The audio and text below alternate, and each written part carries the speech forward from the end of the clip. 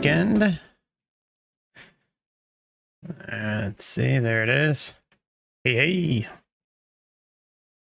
What's shaking? So, today we are going to jump into Don Knickles' near-death experience, but it also has, let me just move that there.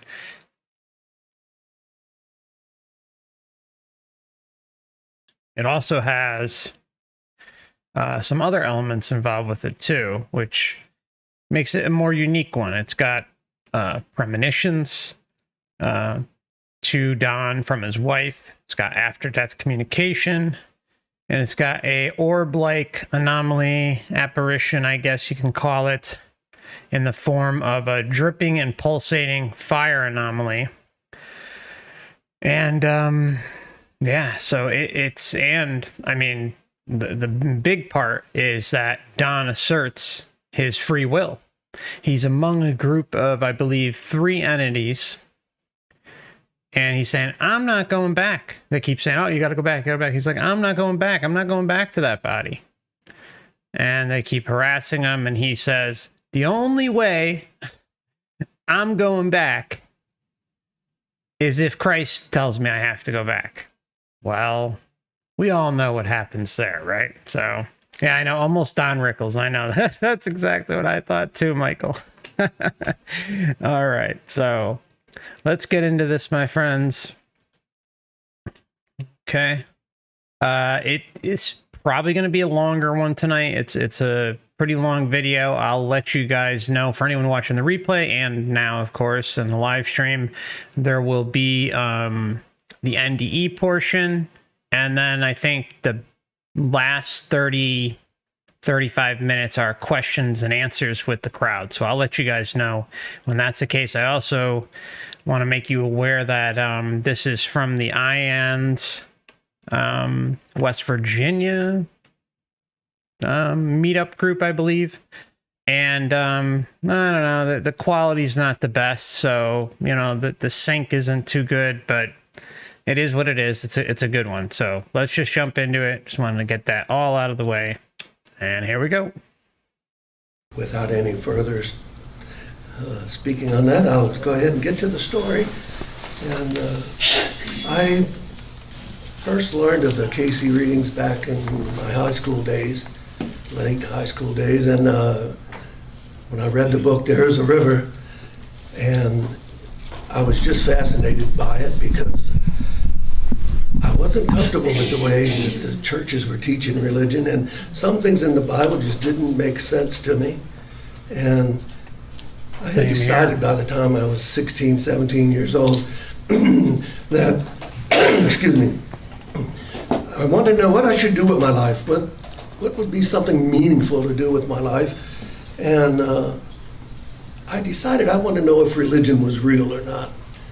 And I started reading everything I could get on my hands on with Arthur Ford, Ruth Montgomery, Edgar Cayce, and the other psychics and such of the times. And I actually practiced a little bit of it, just simple things like the laying on of hands and such. And I found I could actually do it. And that my first wife was in the hospital when I was 19. I was called home from basic training in the Army. I had been drafted just a few weeks earlier to marry her because my mother had put her in a military hospital and told him we were married. And I couldn't call home for 3 weeks. And when I did call home, she said, guess what? You got to come home and get married. Oh, your mom is going to Leavenworth. Oh, that's great. It was a trying time in my life, to say the least, between going to Vietnam and mom going to Leavenworth and dad just having died. And I found that hardships tend to bring you closer to the spirit realm. It's so. Well, that is absolutely true. Hardships do bring you closer to the astral realm, the matrix realms linked to here. And it's so common, it borders on the absurd, but there's a reason for it. And the reason that it exists is because it's supposed to comfort you in those times of need. But why is it comforting you? It's comforting you because there's an agenda behind the scenes to keep you here, to keep us coming back here. And if it can throw a little spiritual bone once in a while, and say, hey, you know, we're here for you. We love you. This is Jesus, it's Buddha, Muhammad, it's God itself, it's, you know, the wise men, whatever it is, okay? Deceased parents, friends, pets. They come in the time of need, in traumatic moments, because there is an agenda. Can't be said enough that these are the reasons these things happen. I can't say, I guess, in every case, but in most cases, it sure seems to point in that direction. Many of us slide by day without giving it a lot of thought, but when stuff hits the fan, that's when most of us go searching, and that's the way it worked with me. And the doctors gave my new bride 3 days to live, and she had liver failure. And back then, there wasn't much they could do for it. And so she was in pain and scared. And I practiced laying on hands with her, and she got better. So I ended up staying for 3 weeks instead of 3 days. And I went back to basic training. And 2 weeks later, her doctor called the base directly and requested them to let me come home again because she got so much better when I was there. So I went back home a second time, which was unheard of. Boot camp, they don't let you out. You're there, you belong to them. And but they did allow me to go back home again, and I stayed for another 3 weeks, and she got well again. You belong to them. Ugh. It's true, though. And eventually, she made a full recovery. And so that convinced me that there was something to these readings and that I didn't have to be anybody special to do it. And so as time went on, I could help a friend that had migraines or someone that was feeling down, or I'd make it a point to visit friends in the hospital and help them. And so I carried that with me throughout my life, and remarried in 1982, and my second wife and I were very spiritual in nature. She had been raised Catholic her whole life, and she had had enough of church and nuns and such, and was happy to be away from it. And till her father caught cancer, and it happened suddenly, and she was so concerned that he was going to go into this purgatory, this nothingness, and she thought that was so unjust. And at that point, I introduced her to the Casey material. Okay, so just to say, there is this thought out there that something like a nothingness void state is a bad thing. I put forth that I think that void-like state where you're just pure existence, I mean, it's a little different than, you know, people have different versions of nothingness. Nothingness could be just a dark void, but you're there. Nothingness could be mean that, you know, complete non-existent. So kind of depends what she exactly meant in her perception of it. But there are a lot of people out there and experiencers that are afraid of just a void-like state. And a lot of those hell-like NDEs can start in an area like that, or progress in a void-like state to something very disturbing. We are under the impression that this, love and light and let there be light, shine the light on the darkness. That, in my strong opinion, links to the illusion of things.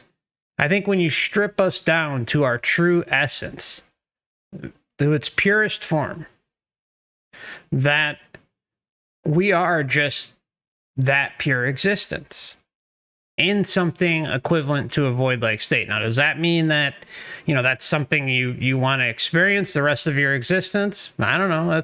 Everyone has to make that choice. But I think as far as when we leave here, I think that's the safest option until we, regain our composure, our memories, realize our strengths, our weaknesses, and all of those things. It's kind of funny how that, shine the light on the darkness, that darkness has been portrayed as this, that it's evil, that it's bad in all scenarios. When in fact, coming from a perspective of how this place is run, that is a narrative that you would want pushed, right? I mean, you don't want those who have figured this place out to think that, a void-like state is okay. So just putting that out there, something to think about. Casey readings and such. And I said, man, and just so you know, he's talking about Edgar Casey's readings and ARE. The Casey material, the Casey readings and such. And I said, man, he's not going to any black hole somewhere to a bunch of nothingness. He'll be fine. And a week or so passed, and he had ended up passing away. And she returned home and was so upset. And I said, here, read this book. I gave her There Is a River. I said, read this and see if this doesn't sound real to you. And she read it, and we were laying in bed getting ready to call it a night. And she turned off the light on her side of the bed and just went to sleep. And I was reading a electrical journal and getting ready for another licensing test. And I had just turned off the light and was just getting my pillow adjusted when suddenly there was this huge crash, and the foot of the bed lifted up 2-3 inches off the floor, and just bam, bam, bam, bam. And I was startled out of my wits. I sat up. We were on the second floor of the building, so I thought a car couldn't have run into us, and there's another house right there. What is going on? And she sat up enough to hit me in the chest and say, be still. I said, I'm not doing anything. It's the bed doing it. And she said, oh, my daddy made this bed. That's him letting me know he's with us. And she just rolled over and went back to sleep and let me lay in there. I said, well, that's great. I guess if you're not upset, I don't have to be. And so once again, I saw this is real. This can really happen. I mean, some people hear that and say, no, that can't happen. I think it's real. I think stuff like that happens all the time. Bed's an interesting one. It's a heavy object, but hey, who are we to say either way, right? And so we were living in New Orleans at the time. We moved out of the city and moved across the lake out in the country. Got 10 acres of woods and started taming it. And life was hectic. I was driving 50 miles one way to work each day. And whenever possible, I'd drive my motorcycle because it was the only way to make fun, get some fun in the ride, The car gets old after a while.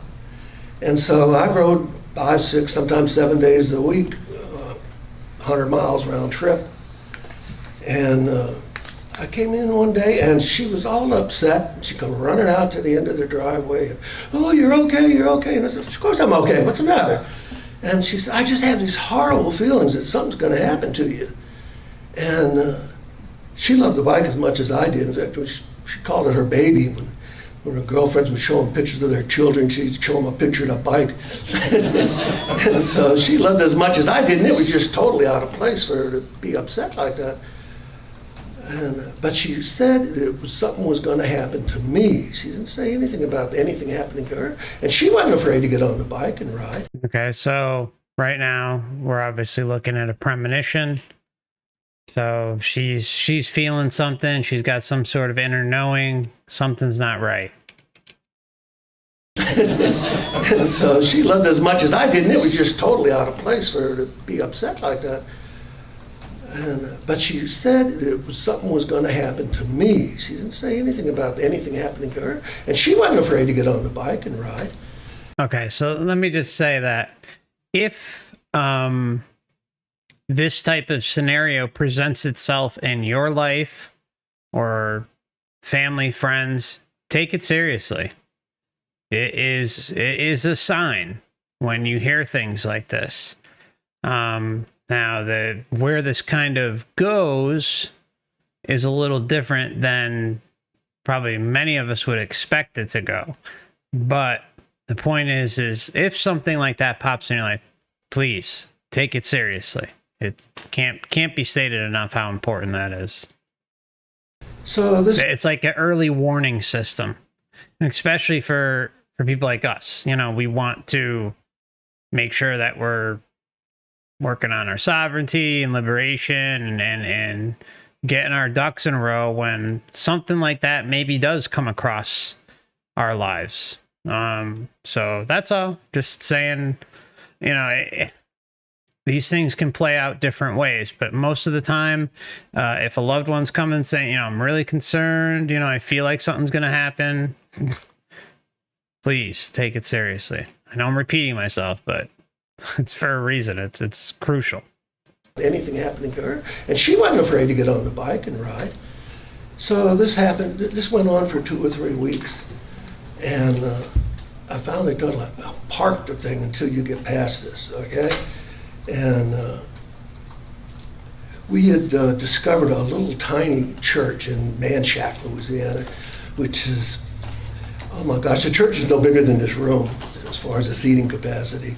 And the preacher wasn't paid. He actually spent money helping the church out. And it was a little non-denominational church. And he also worked at the hardware store in the little town there where we lived.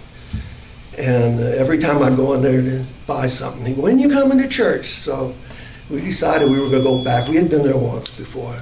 And so we decided we would go back on Sunday and pay him a visit. And then a good friend of mine who I hadn't ridden motorcycles with for 10 or 12 years because he had ended up in a wheelchair, he now had a 3-wheeled motorcycle.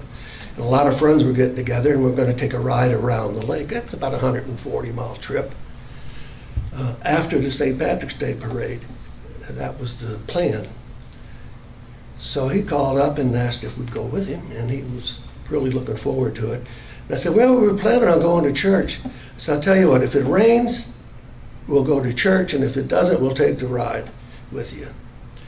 Well, needless to say, it didn't rain, and we took the ride across the lake and enjoyed the parade. And you know, New Orleans, if you drop your hat, you got to have a parade. So the St. Patrick's Parade is fun because they throw vegetables at you. Potatoes and cabbages and carrots. And then you're supposed to take those vegetables and make a pot of soup. And that'll bring you good luck. If you survive the parade. And so that was a really unique experience. And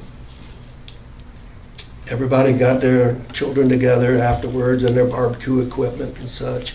And took the kids and the equipment home, and then we all agreed to meet up at a friend's bar in New Orleans there and start our ride across the lake. And we made it 4 or 5 miles till we got to Interstate 10, and my friend's three-wheeler was acting up. It wasn't running right. So I pulled on the side of the road with him. And another good friend pulled up. We were with about 20, 30 bikers altogether, but strung out. Some were in front, some were tagging behind. And so he told us to go on. Another friend that was a mechanic pulled over with him. So we went on, got up the on-ramp, and got up into the middle lane, and it was wide open. There were no cars behind us, not close. And we made it 2 or 3 miles, and there's an overpass that was part of the regular highway before they had the interstate. And they incorporated it into the interstate, which they shouldn't have, I found later, because it was too steep. You couldn't see over it. You couldn't see what was going on the other side till you got right up on top of it. And so we were clipping along at 60 miles an hour in the left-hand lane, minding our own business. And suddenly the cars in front of us, I see smoke rising up, and cars are going sideways. And I didn't know it at the moment, but what had happened is that the parade was passing the next off-ramp. And the cars had stopped. And people were actually standing on the overpass watching the parade. They just pulled their cars over on the side. So there was a big traffic jam on the right lane and the center lane. But the center lane and the left lane went off to the left. So it was wide open. And the traffic in the left lane hadn't stopped at all. So I grabbed the brakes, and you only have a split second to figure out what's going on.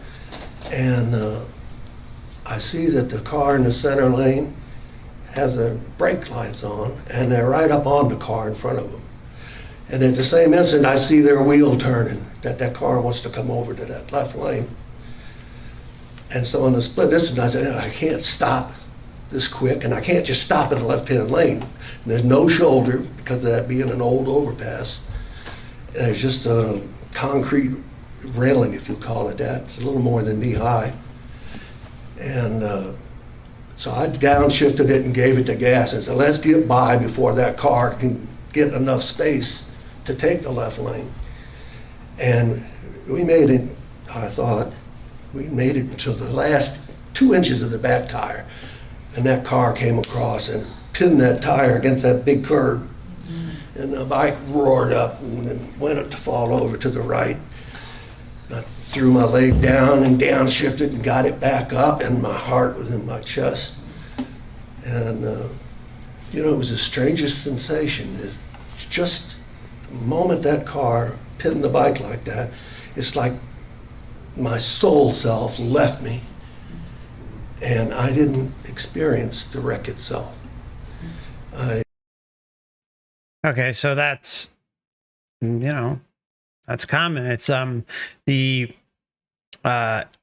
impact, if it's going to result in something traumatic, oftentimes we can, not always, but oftentimes we can leave our body. We just fly right out of it to avoid that trauma. So thought I'd point that out. And I didn't experience the wreck itself. I couldn't figure out what was going on at the moment, but it was just like I was just being lifted up off the bike. And the next thing I know, I'm laying in the middle of the interstate, and a friend of mine who was a medic in the Navy, he was on a motorcycle, had pulled over and was screaming at me and giving me biker CPR. That's where they beat the hell out of you and scream at you. And I was aware that we'd been in an accident, and I just had a really bad stomach ache, it seemed like, and I was really annoyed with him for beating on me like that. I said, man, cut it out, enough, He kept on, say something. And I couldn't talk, because when I threw this right leg down, it dislocated my hip. And when I ended up hitting another car that was up in front of us before we came to a stop. Because there was no place to go. And I wasn't going to go between the cars, because you lose your legs if you do that. You don't do that when you ride a motorcycle. Take the impact, and because there's nothing there protecting your legs if you try to go between them. And So I had that strange sensation of being lifted up, but still on the motorcycle. It was like a halfway experience. And I remembered hitting the final car and then waking up with him beating the heck out of me. And that went on for a while. And I just felt like I wanted to go to sleep. But I knew that when you're injured, you shouldn't go to sleep, so I kind of fought it. And finally, 20 minutes had passed, and I'm still laid out. I didn't even know we were burned. Come to find out, the gas caps on the tanks, on the older Harleys, the old gas cap was like a radiator cap. Just had two little pieces of aluminum, I guess it is, or tin, that holds the caps on. And I had strained so hard to stay on the bike when we got hit that my knees caved in the sides of both tanks. There's two separate tanks that are connected together with a little hose. And the pressure from that had knocked both the gas caps off. And so at 60 miles an hour, we had gas spewing out on us, and the sparks ignited it. And the oxygen from having gone so fast, it was like holding a cutting torch on you. And even though we both had $400 leather jackets on and gloves and helmets and eye protection, it just burned right through it. And so I finally wake up, and I don't even know I've been burned. And my friend's covered in my blood and some of his blood, and he's all black from the soot touching my jacket and me. And he's all emotional, and he's crying, and Don, you all right? And he's hollering, he's alive, stop the ambulance. And during that 20 minutes that I was unconscious, there was a woman doctor in a car behind us. How many of these experiences have we gone over where there's a convenient member of society present? I mean, it's fairly common, ridiculously common, that there's always someone with experience in that situation at the right time.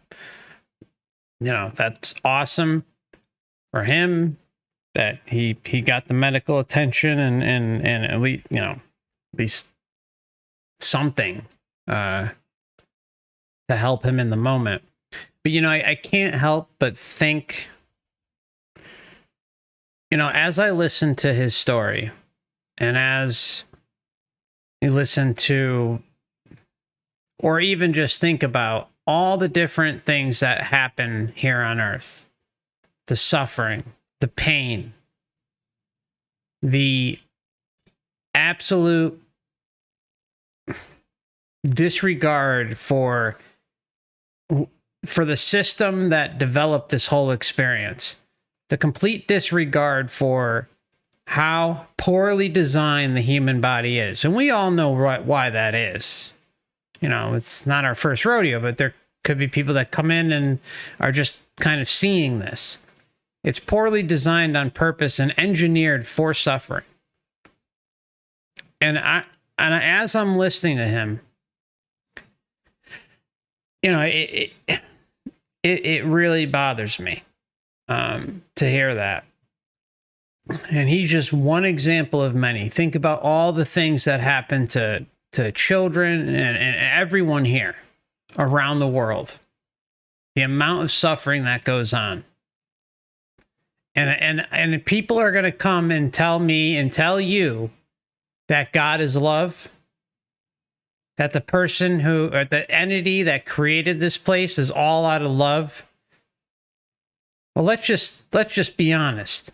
There's a ton of flaws, okay? Ridiculous amounts of flaws. So many flaws that it borders on, well, no, it exceeds extreme negligence and parasitical behavior, thinking. It really, sometimes these things get to me. So I'm just airing it out and making it, I'm just saying it, okay? So, And people want to say, oh, it's all about God is love. You know, the whole point of existence is love. Yeah, sure. Conscious, there was a woman doctor in a car behind us that had seen this happen, or at least pulled up on it after it happened. And she had a full emergency kit in her trunk. And she came over and checked me. My friends told me this later, and said he's dead, and threw a blanket over me. And went looking for my wife, and they couldn't find her. They're looking over the sides of the overpass and thinking that maybe she went over the rail. And finally the flames died down enough that they could see her boots sticking out from under the motorcycle. She had been pinned under the bike when it was still on fire. And friends wouldn't tell me this for years and years. How sad is that?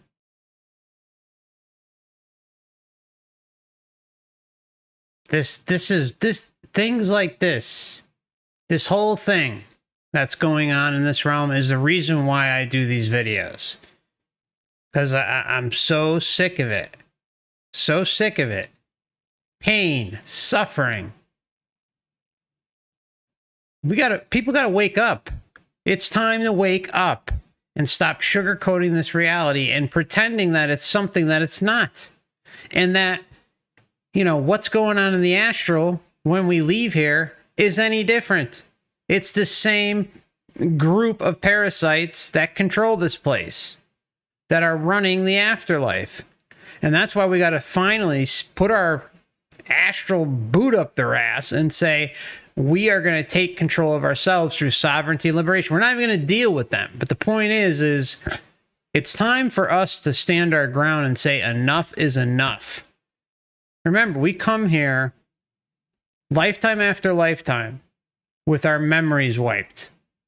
And nobody can justify that to me, or hopefully anyone in the chat. It's just, nothing can justify it. Nothing can justify the extreme pain, torture, agony,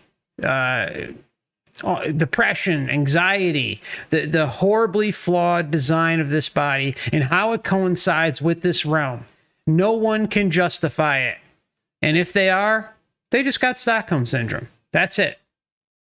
That's it. It's enough is enough. And friends wouldn't tell me this for years and years.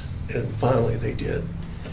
And they told me that she was conscious, and they sat her up and she just asked how I was, if I was okay. She was conscious. The doctor put an IV in her and gave her some fluids.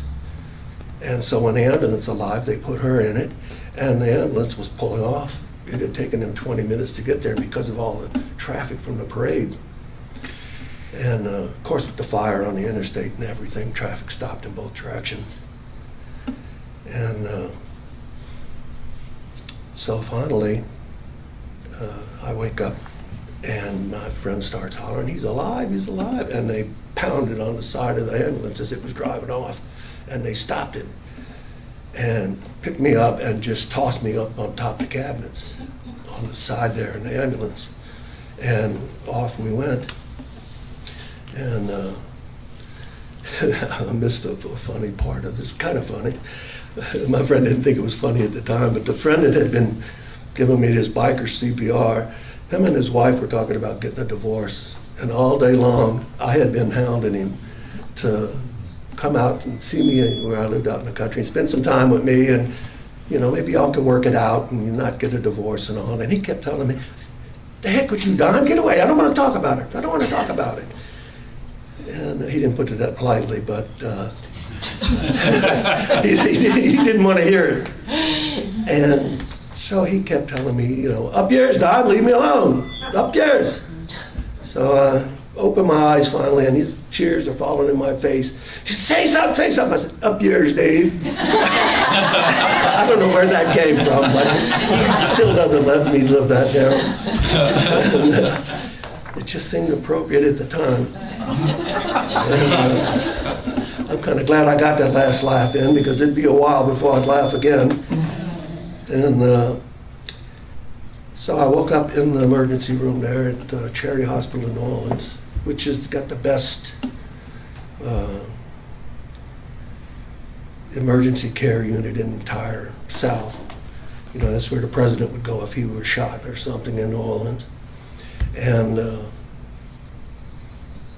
I woke up there with an intern climbing up in the stretcher, and people around me holding the stretcher still, while he puts his foot in my groin to pull that leg back in place, that hip where it had been dislocated.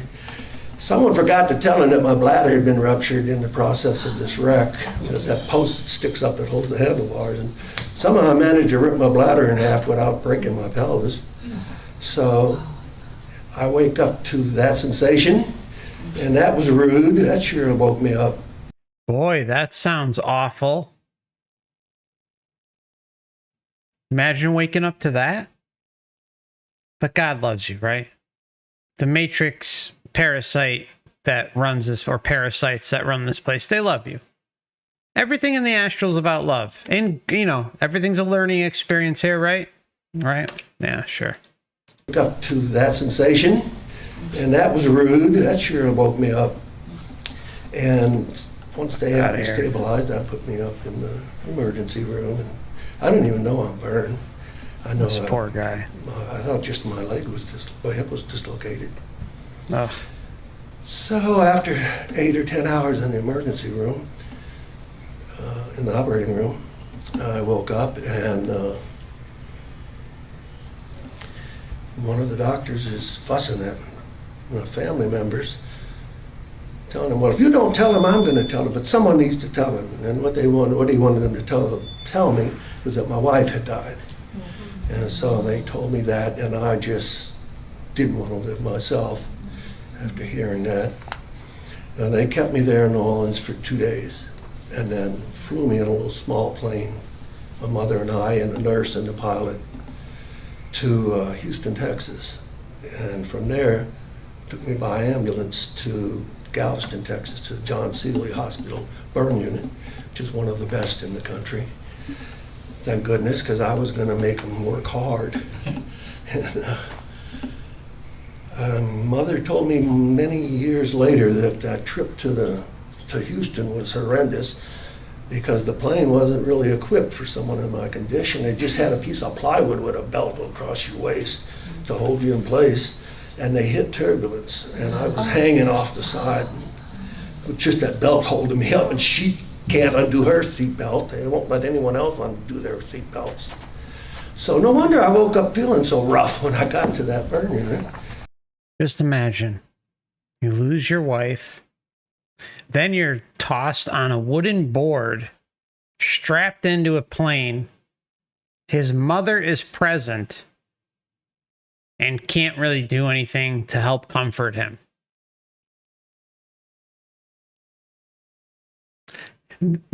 You know, Don's story is one example of probably many millions that have occurred throughout the course of this realm's existence, if not billions, probably billions, maybe trillions. What do I know? Who knows? We don't know how long this place has been around, how long this bullshit's been going on. I mean, seriously. This poor guy. My heart goes out to Don. It does. It does. It's terrible. I want to thank Monkey Man for the $10 super chat. Says, thanks for the hard work, FC. And then also have one from Hans. I'll get to that one very shortly, my friend. Thank you so much.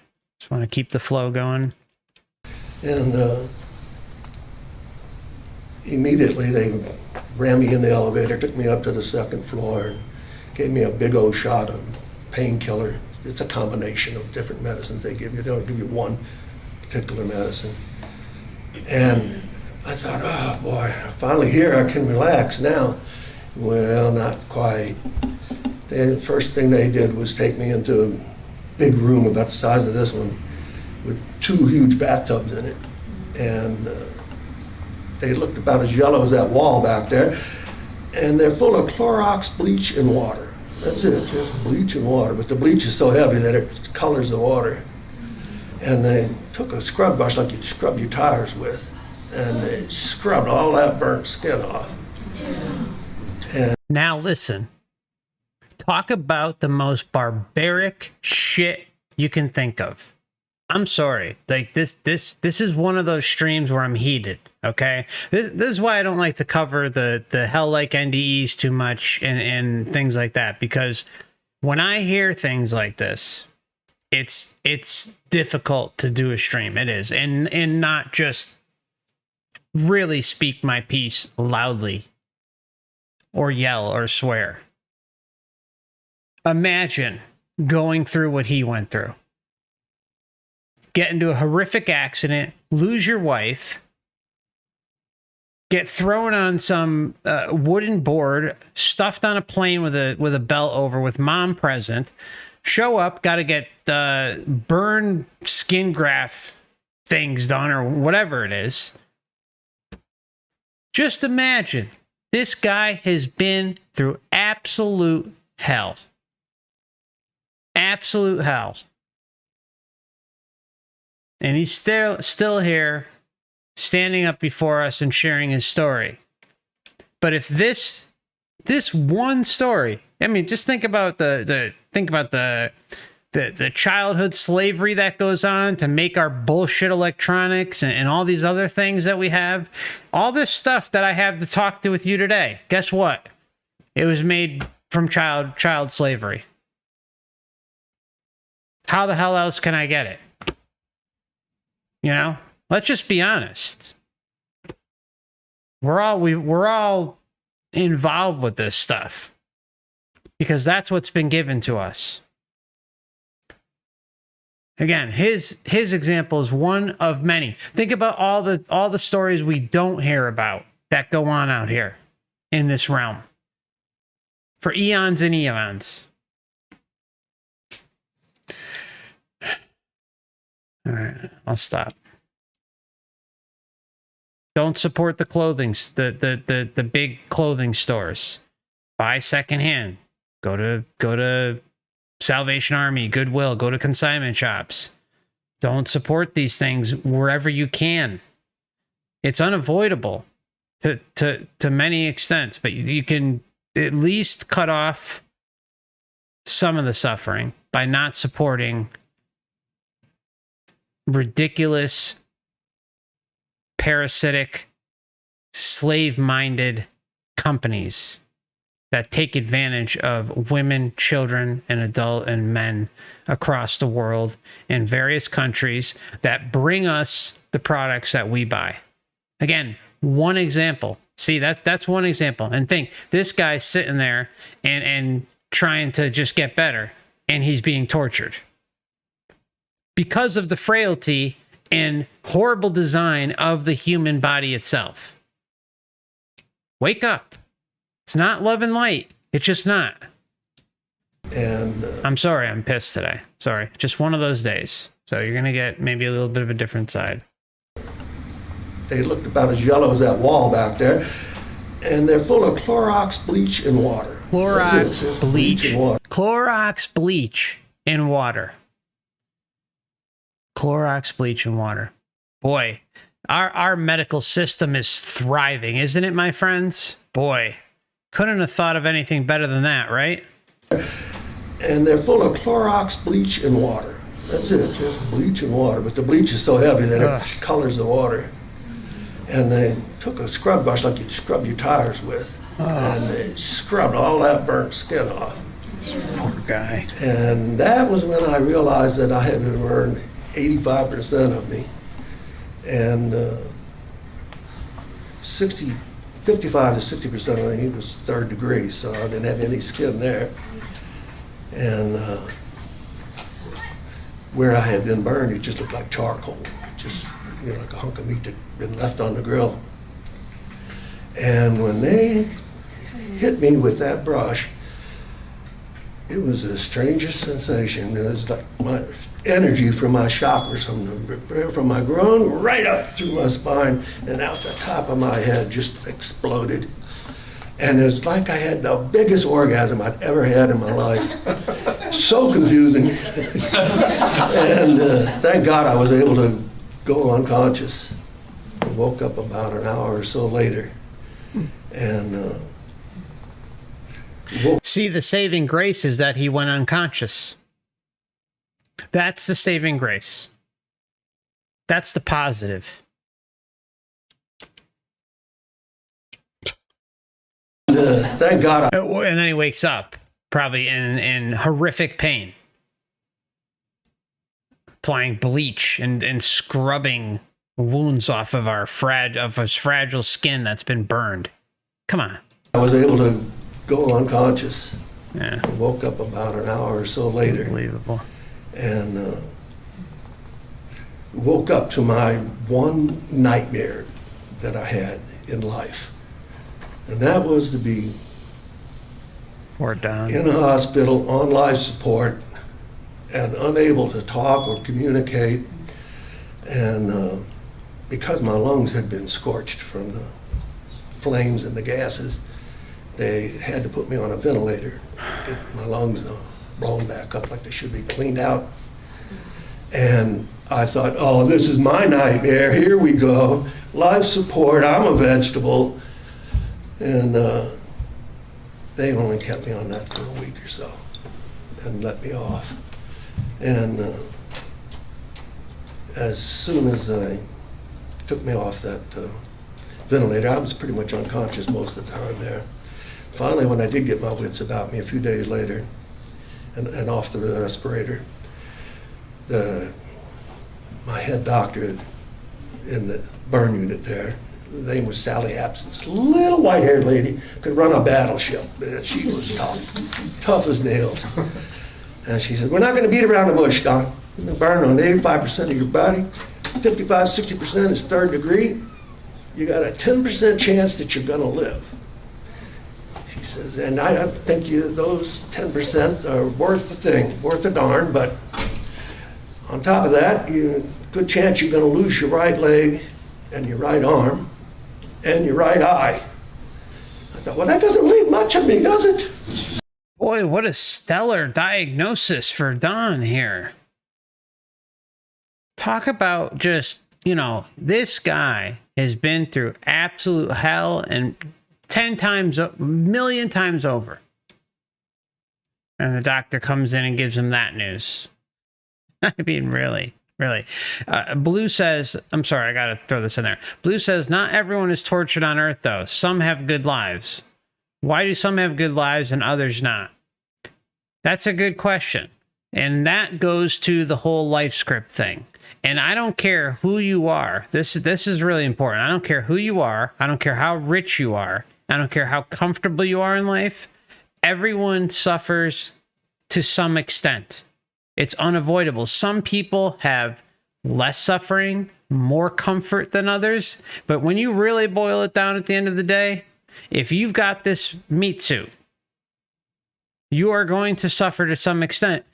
And just because someone got a good ride this lifetime certainly doesn't mean that they're going to get a good life next lifetime. So see, this is the problem. They can give you a life script that you agree to, and it could be awesome this lifetime, but next lifetime it could be absolute hell. So there's no explaining it away, because no matter how you slice and dice it, you're gonna go through hell at some point. Maybe it's alternating lifetimes, maybe it's a couple lifetimes on, couple lifetimes off. Who knows? I think the number one concern is that they get us back here. That is number one. And it's like wheeling and dealing and trying to get us to consent and go along with certain narratives, certain life scripts, lifetime after lifetime. As long as they can get you down here, that's what matters. But most of us fall for the bullshit and are in the lower echelon of the system. Okay? So by default, you're going to have a rougher life if you don't fall into the higher categories. And then what if you grow up in like a rich family or something, or an elite family, you just because someone grew up in money doesn't mean that they're not tortured or MK Ultra victim or who knows what. Right? Just because someone got money and they seem comfortable doesn't mean that they didn't go through hell. That's just perception. So that's my thought on it. On top of that, good chance you're going to lose your right leg and your right arm and your right eye. Well, that doesn't mean much of me, does it? Jesus. That's not good. And I told her the first words out of my mouth was, "You'll never do that to me again." And she says, "Do what?" I said, "That tub. You'll never put me in that tub again." And she said, "Oh, we have to." The nurse, the nurses are always so nice and chipper. Oh, I had stuff to deal with sometimes. She said, "Oh, we have to. If we don't, you won't live. You'll die." I said, "Good, let me die. Because I don't want to live. And this pain hurts, and I don't want any part of it. I'm out of here. So y'all just leave me alone and let me die. Let me get it over with." "Oh, we can't do that. We have to put you in that tub again. If we don't put you in that tub again, you're going to die. That's the point. That's it. Don't put me in." And they didn't tell me they were going to put me in that tub every day, except for the days I had surgery for the next 6 months. Imagine. Just imagine. Every day for the next 6 months. This is torture. This is a torture chamber. I don't even know how Don can stand and tell this story. You know, but you'll see later on where the inspiration comes from. And how, I mean, just think about the horror story that we've heard so far with poor Don. Again, my heart goes out to Don. If I can give him a hug and talk to him, I would. But you'll see where it goes. It's probably what many of you would expect. Don't put me in. They didn't tell me they were going to put me in that tub every day, except for the days I had surgery for the next 6 months. Oh. That was a long 6 months.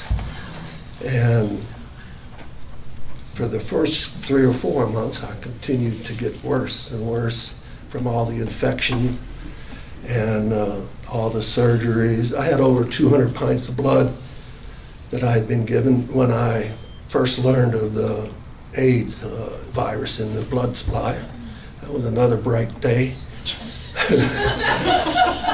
See, Don wants to do good. Donates blood, thinks he's helping out society. Don's a good man. But he's being messed with. That was another bright day. And so as I continue to go down and hanging to life by a thread, the pain was just horrendous. And twice a day they change all those bandages. And any place I wasn't burned, from the top of my head they shaved the hair off and took the skin off my head. And that's equivalent to a 2nd-degree burn. And if it was a piece of flesh the size of a postage stamp or bigger, they took it and put it somewhere. They had already tried cadaver skin and shark skin and artificial skin, and my body rejected all of it. And so I basically had no skin now. You know, what little bit I had left that wasn't burned, they took it to make bandages. I won't say anything. And twice a day they would change those bandages. And I'd have been better off to have been 3rd degree up from head to toe, because then you don't have the nerves. It's where the good skin meets the burns that the nerves are dangling in the breeze. And I would scream, and they say, "Go ahead and scream, because you can't help but scream." And I remembered when my grafts started healing, and when they do, they shrink up, And so you're like a mummy. You couldn't bend my elbow, couldn't move my arm away from my side, couldn't bend my knees. And so you can't hardly move. You're just laying in that bed and that's it. That's your existence. And I remembered the Casey readings, and I said, you know, I don't have to be in this body. I'm out of here. I'm getting out of here. And at first, I just told myself, I want out of this body. I don't care where, anywhere, just out of this body. And I would go up in stars, and it looked like I was out on the Hubble Space Telescope. And all the planets all around me, and it's so beautiful. And I said, oh, all right, this is better. And I found I could linger there until someone came and it was time to change the bandages or something, and then the pain would draw me back. Okay, so just want to put this out there because I know sometimes, you know, we all have, well, not we, but a few people out there have varying opinions on what the shape of the Earth is. I think at its core, it's a holographic thing. It's definitely not a fucking spinning ball. All right, let's just get that out of the way. It's so blatant, it's not even funny. All right, but at the end of the day, it's a holographic illusion. And some people say, oh, well, you know, Don here, he's, you know, mentioning planets or stars. He's hanging out there.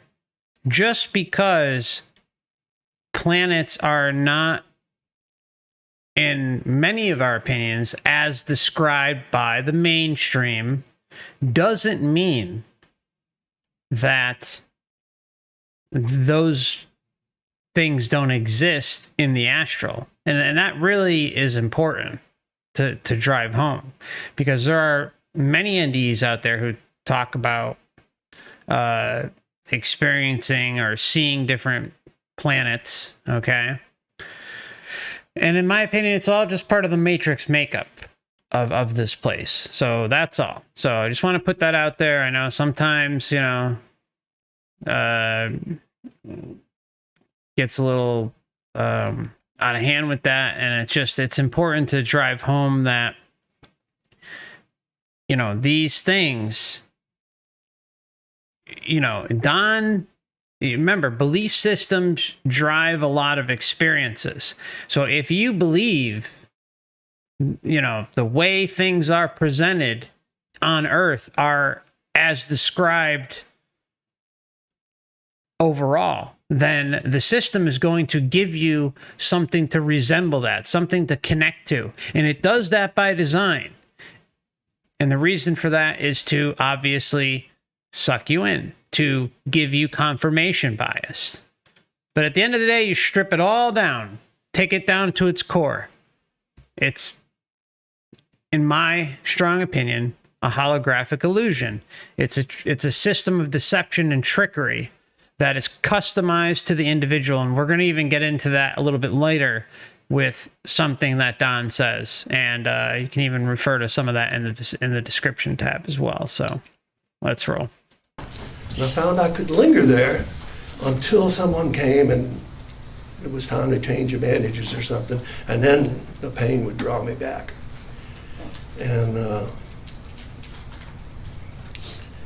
after doing that a few times, and I would tell the nurses, they said, Don, they would have trouble waking me up. And I said, well, we could barely wake you up. And I said, oh, I was out in space, man. I was out there floating around the stars. It's cool. Okay. And they said, well, don't do that too much. Don't go so far away. We can hardly wake you up. Belief system driven. And then I thought some more about the readings and the things Casey had said about it. Things like that there are earthbound spirits that can linger. And now this part's interesting. So I may rewind it once or twice, but here, just listen to the earthbound spirit segment. Then I thought some more about the readings and the things Casey had said about it. Things like that there are earthbound spirits that can linger, and it wasn't necessarily a safe thing to do. And so I said, well, I'm going to give myself a destination so that I don't just go out in space and hang out and I don't even know where I am. And at first, when I was consciously willing it, I could leave my body and it would be like I was in a glass tube. And on the outside was kind of cloudy or smoky, and you'd see a face come in close to it and get close to you and then back off, and then someone or something over here, and he'd come back in. And the further I'd go up that glass tube, the clearer it would get. And you could make out items in detail, faces and places. And I woke up once and told my mother that, you better call home because I forgot my niece or nephew did something. I don't remember what it was. My mother stayed with me for 6 months without going home. She was an angel. And she said, well, how do you know? What are you talking about? You don't know anything that's going on at home. I said, I was just there. I said, I'm telling you, you need to call home. Oh, I was telling you, you haven't been anywhere. You don't. She just, didn't want to hear it. And so as time went on, I kept drifting further and further away from me. And I did experience sometimes that weren't pleasant. You would see, what do I want to call them?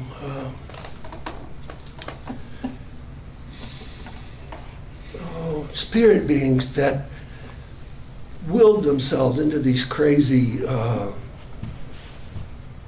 creatures, is all I can call them. It's like the thought patterns. And someone thought that this was funny or this was cool, and they could will these thought patterns up. And if you get on the same vibration with them, you can see them, and they can see you. And one time I went up and... Okay, before he continues, I think it's really important to say that, yeah, earthbound spirits are all around us, whatever you want to call them, okay? And I am of the opinion, I'm not saying this is fact, I'm just saying it's an opinion, that you have a couple different categories, okay? You have one is this, the person who dies and is so attached to the previous life that they left, no matter how long the period could be, because there's been cases of 50, 100, maybe even more years. Okay, I know some of them can stick around a while. They'll stick around the house that they built or grew up around, and they're attached to the land or the life that they had. It was an amazing lifetime, or their family. Or their pets, or whatever it is, okay? There's something keeping them attached to Earth, and in turn, they stick around. That they're not racing to go to the tunnel and the light. Then you have probably another section of people, and this is opinion, this second part. The first part, I think, is almost certain. But the second part, I think, is you have a segment of beings that maybe are like us, where they don't want to go to the tunnel. They don't want to go to the light. They're not just willing to go along with whatever is presented. But what I think happens there is they have decided to stay confined within the illusion and not realize their true power. They've given up something so that they don't recognize their true power, that their intention and creator being abilities cannot be applied like boom, just to get them out of there.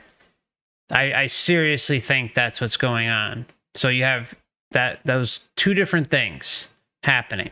How it applies to each being individual is anyone's guess. But I think that's where the dividing line is. Maybe there's something else out there. There probably is something else related to it. But I think it all boils down to, at the end of the day, attachments and not being able to let go of the previous life. And then the second thing is not wanting to go to the tunnel or the light, but they've gotten to the point where they, unfortunately, have interacted with beings who don't have their best interests at heart, and perhaps were duped into thinking they're incapable of getting themselves out of the mess that they're in by being earthbound. So that's just my opinion on those. These thought patterns up. And if you get on the same vibration with them, you can see them, and they can see you. And one time I went up, and after I got up that tunnel, that tube, there was this guy standing at the entrance to what looked like a cave. And there were lights, like they looked like torches, but they seemed more battery operated or something, and they just gave off a little bit of light. And he said, come see. And they knew my name. So I said, all right. And I walked in this cave with him, and further you went in, the more it went down. And he stops a little ways in, and there's this opening about the size of this television. And I see people in there. And there's attractive women looking in there, and they're in bathing suits and all that. Oh, that's cool. This beats the heck out of bandage changing. And he said, well, come see this one. We go a little further, and now there are nude women in the screen, in the opening. It wasn't a screen, it was just an opening in the wall. And I said, oh, that's interesting. Well, no wonder you're hanging out here. And he takes me down again, and now I'm feeling uncomfortable. Something doesn't feel right. And I look back, and the opening to that cave is way back there.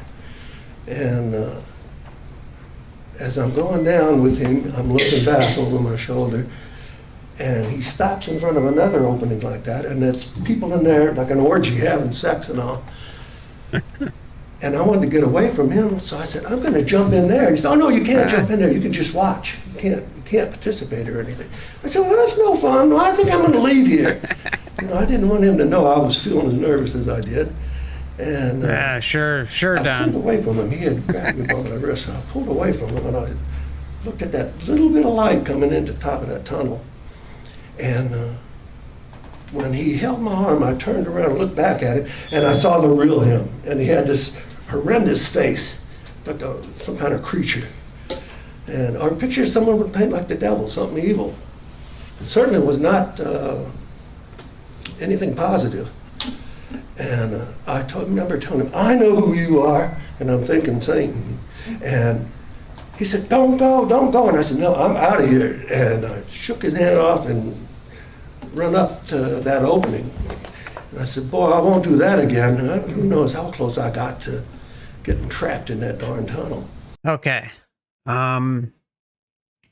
Where this leads, in my opinion, we're going to have to take a break soon, but it's really important to put this part out. Okay. Late and coming up shortly, you're going to see Don assert his free will. He's going to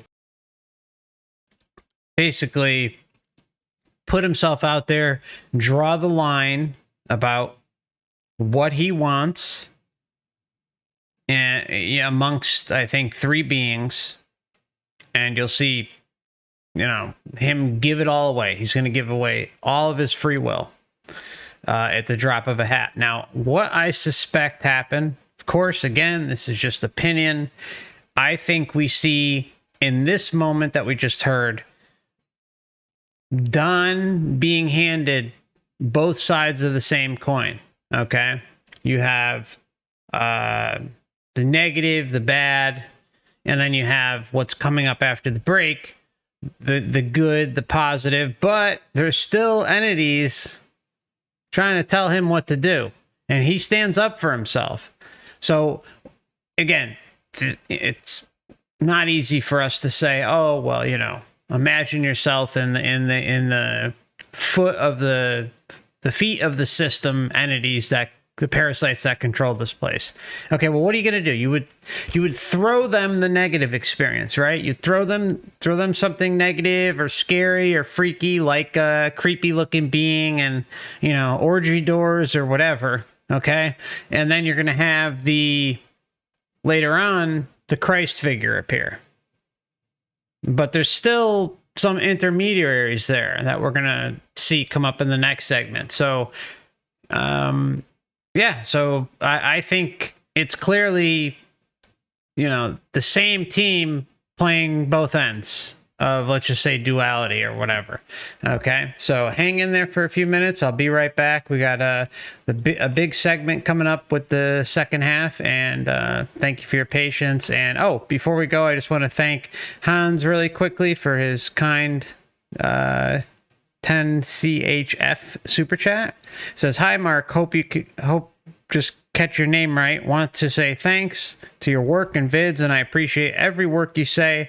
It's like you sometimes speak right out of my heart. I listen every night to your show, I would imagine, or channel." Thanks so much, Hans. I appreciate that, my friend. All right, we'll be right back. Thank you.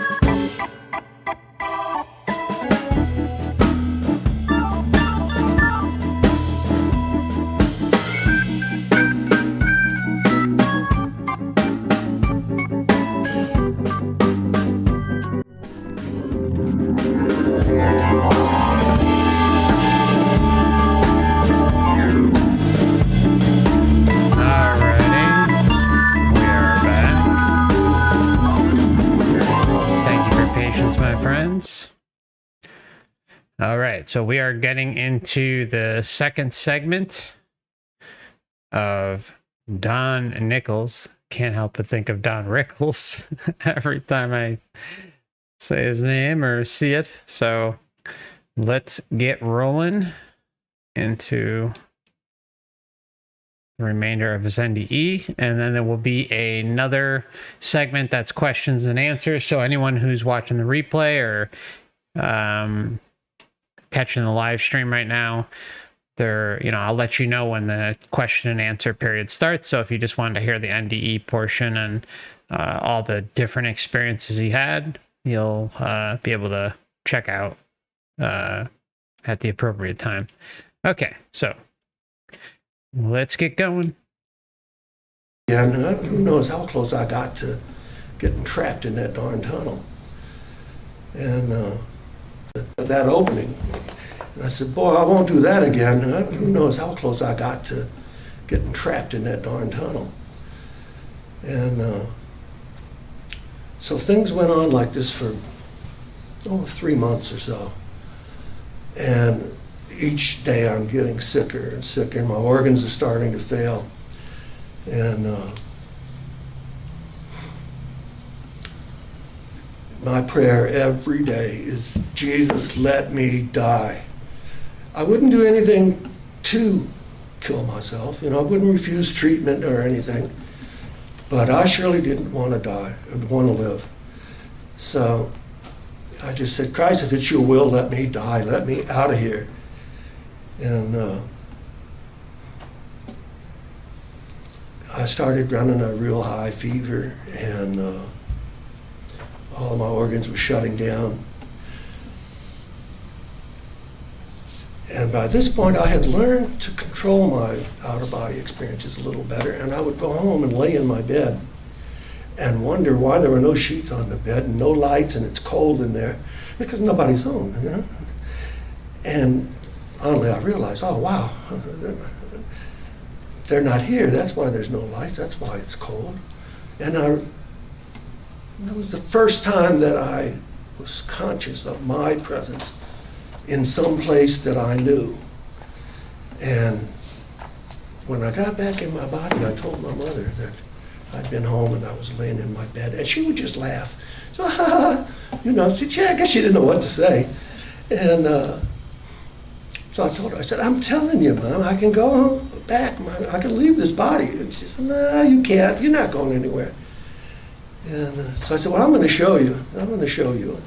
And the next opportunity I got, I had gone back to my trailer there and caught my brother just as he was leaving in his car, and in my car actually. And I jumped in with him and we went to a friend's house. And I'd never seen this house before, and this friend was just in the process of moving. And he was having trouble with his engine in his pickup truck. And I recognized my engine analyzer that my brother had, and I'm standing next to the truck, watching him hooking it up, and I'm saying to myself, that doesn't belong there, that belongs over here. Of course, they can't hear me. And just so you know, there's a little bit of feedback during one of these segments. Belongs over here. Of course, they can't hear me. And he put one of the test leads on a wire where it sat on the exhaust manifold, and it melted the connector. And I'm hollering at her, get it off of there, get it off of there. They can't hear me. And so I finally had something that was in the present that I could just prove to my mother that I had gone home. And I left, they left and drove off, and I went across the street. Something drew me to this building across the street, which was a boathouse that had been there forever. There used to be a big cypress logging community there. And so they had a lot of huge boathouses on the river there. And when I got inside, there was a guy that was dressed like someone would have been 100 years earlier. And, hi, what's your name? What's your name? And he wanted to know everything. He wanted to know the date. He wanted to know who was president and what was going on in the world. And I asked him, how long have you been here? I said, you got to get out of here, man. Go up to the light. And he said, what do you mean go to the light? Get out of here. And I said, you're dead, man. And he didn't want to believe he was dead. And after a while, go to the light, man. Believe he was dead.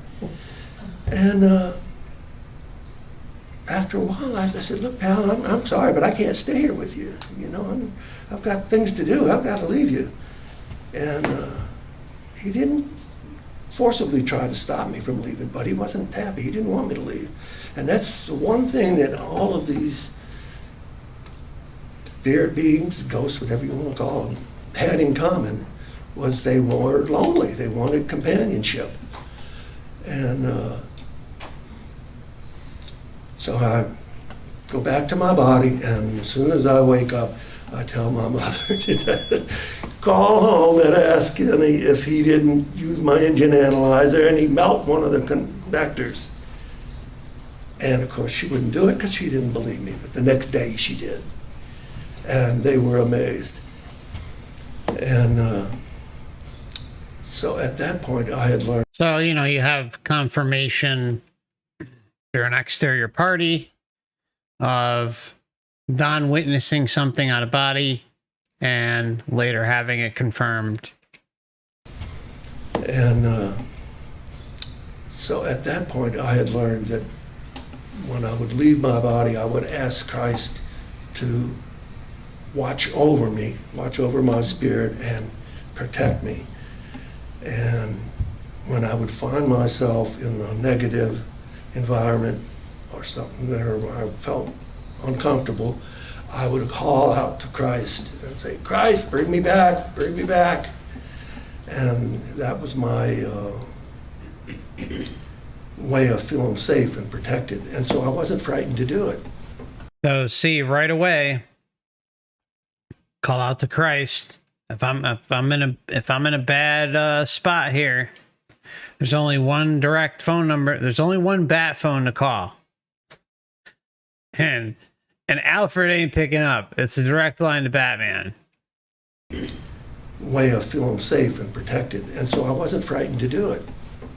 Because every time I tried it, Christ would bring me back to my body. And so finally we're about month 4 or so, and all of my organs are shutting down. And I'm finding it easier and easier to leave my body. And I wake up one evening, and the only way I knew it was evening was because nurses on the shift, there's no clocks in the room. You can't enter the room without putting on full surgical garb, booties and gloves, mask, everything. And I like booty. I wake up and I'm floating on the ceiling, and I'm looking down at something and trying to say, okay, I'm out of my body again. And I see 7 beings I recognize as people in surgical garb standing around a bed. And I'm wondering, what am I looking at? What is this I'm seeing? And it turned out that the 3 that were on either side were interns, and the one at the foot of the bed was the head doctor. And when the interns walked away from the bed a bit, I see a body laying there. It looks like a monster. He's all of 90 pounds at that time. And I went from 180 to 90 pounds. And that was when I was well and gone home. So I was probably closer to 80 pounds at this time. Just think about that. Went from 180 to 90, 80 to 90 pounds because of this whole incident. Lacking nutrition, loses his wife, gets inundated with bleach. His skin gets all dried and wrinkled in an effort to recoup his skin, and on and on and on and on and on. This guy, Don, you have been through hell, my friend. My heart goes out to you, my friend. It really does. It's unbelievable. And that was when I was well. It's all love and light, though, right? It's all love and light. Gone home, so I was probably closer to 80 pounds at this time. And I'm purple and green and full of oozing stuff. And I thought, oh, that's gross. And at first I thought I was having a bad nightmare. And I said, Jesus, bring me back. I don't like this. And I said, Jesus, bring me back. I said, Jesus, bring me back. I don't like this. So again, Don is looking exterior to himself for outside assistance. He's initiating it. He is the one putting the intention out there, and the doctors at that point had moved away from the bed enough that I could see that body was me. And I'm seeing it from a distance, and I said, wait a minute. I'm seeing this, looks like a monster, and I'm trying to figure out where I am and how I got there. I'm ready to call Christ to tell him to bring me back. And don't do it, Don. The interns leave the room, and the doctor at the foot of the bed turns to someone sitting in a chair. And the person in the chair stands up and turns to face the doctor, and I recognize my mother. And I said, wait a minute, what's my mom doing in this trip? And when I recognized her, then I recognized the doctor's eyes. That's all you could see of them. And then I realized that's me in the bed. And I said, wait a minute, I'm up here, and I don't have any pain. I said, in fact, I feel pretty good. I'm not hurting at all. And then I realized, I said, better listen to what that doctor's telling her. So I focus on him and her, and he's telling her, Miss Nichols, you might as well go back to your room and get some rest. There's nothing you can do here tonight. He said, there's no way Don's going to make it through the night. He said, so you might as well go back to your room and get some rest because you're going to have a busy day tomorrow. He said, I'll have you meet up with a social worker, and she'll make all the arrangements to have his body sent home. And you're going to have a long day, so you need to go back to your room and get some rest. And of course, my mother's crying, and the doctor's, not happy having to tell her what he's telling her. And eventually they leave the room.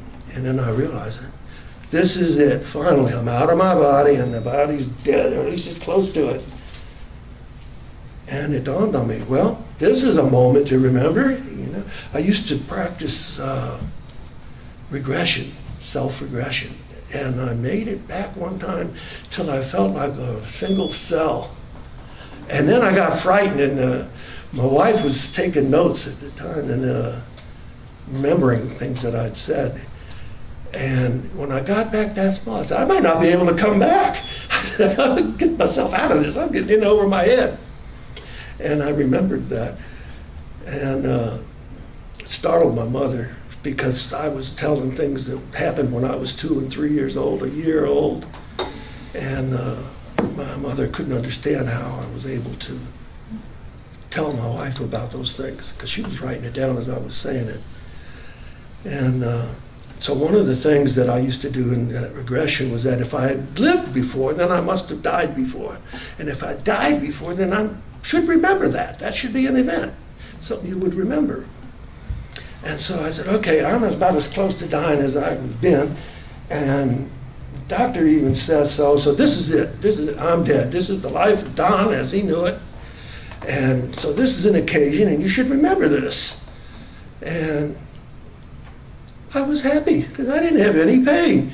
And I said, okay. And I said, let's see, I guess I should say a few prayers. I prayed to Christ and thanked him for letting me die.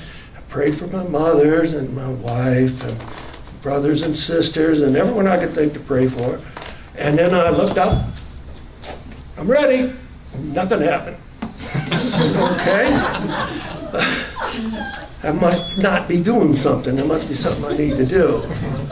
And I'm trying to think of what it is I need to do. And I said, well, I guess I'll just pray some more. So I say some more prayers. Remember, the word pray, it's spelled what? P-R-A-Y, but it's also P-R-E-Y. Make of it what you will. You're still worshiping and connecting, or whatever you're doing, giving consent through your intention to an exterior being that isn't you. That's not sovereign. That's not going to do anything but set yourself up for falling back into the system at the time of natural death. So just want to make sure that that's out there. We got to be careful of this stuff. Our true path is through individualism and not looking for outside entities to drag us along and make us feel like they have our best interest at heart when we know nothing about them. Know nothing about them.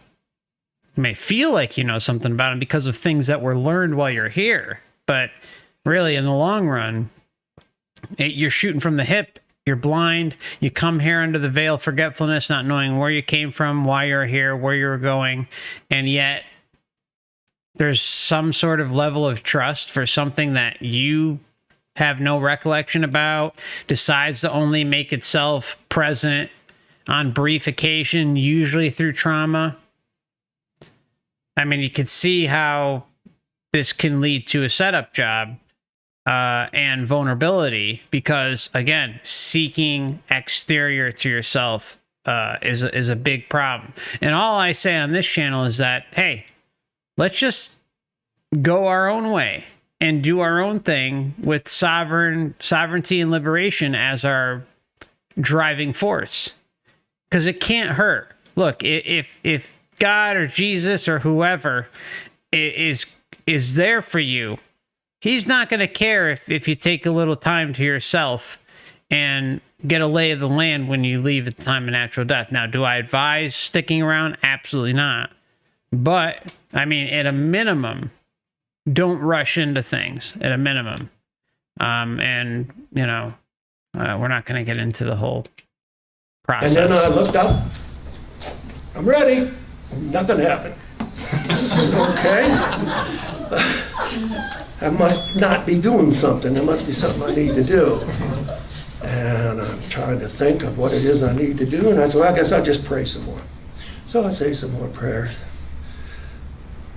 for everyone I can think about saying prayers for, and everyone I was concerned about. And I said, Debbie, I'll be right there. Don't go anywhere. I'm right behind you, babe. and nothing happened. And I said, okay, what do I have to do to get out of here? You know, I said, come on, Christ, I'm ready. Let me out of here. What are you waiting for? And suddenly something told me to look up. I'm got my back to the ceiling, but I'm looking down. And as I started praying like this, when I realized that was me in the body, I kind of oriented myself upright. And something told me to look up. And when I did, I saw straight through the ceiling, like acoustical tiles like this, to this tunnel. And the tunnel goes on forever. And there's a bright light at the end of it. And the best way I could describe it was if you took a roll, took the tube from a roll of paper towels, and on a bright, clear day, tried to look at the sun with it. You can't look straight at the sun, you know, it'll burn your eyes. So you get that blue color and then that bright, bright light, and that's just how it looked at the end. And when I look up and I see that tunnel, and I'm amazed, and I feel like a magnet's pulling me. And it pulls me up through that building into that tunnel. And faster and faster and faster, and I'm kind of laid over like this and side to side trying to keep myself oriented. And I'm flying up that thing at the speed of light, and all of a sudden, whoop, stops. And I'm kind of off balance like this, and okay, what is this? I look down and I can still see my body in that bed way down there. Yeah, I think, yeah, no, well said. Piercing torics, if I'm saying that right, I hope. But yeah, screw the magnet. You know, remember, mindset with sovereignty and liberation. No magnets allowed. No entity interaction is allowed to interfere with you. Auditory, visually, telepathically, whatever. None of it. You know, you're invisible. Nothing is allowed to interact with you, pull you, do anything with you.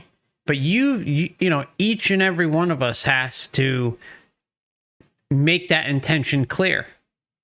I live each day that, you know, these things aren't going to mess with me because they're simply not allowed to. That's my intention.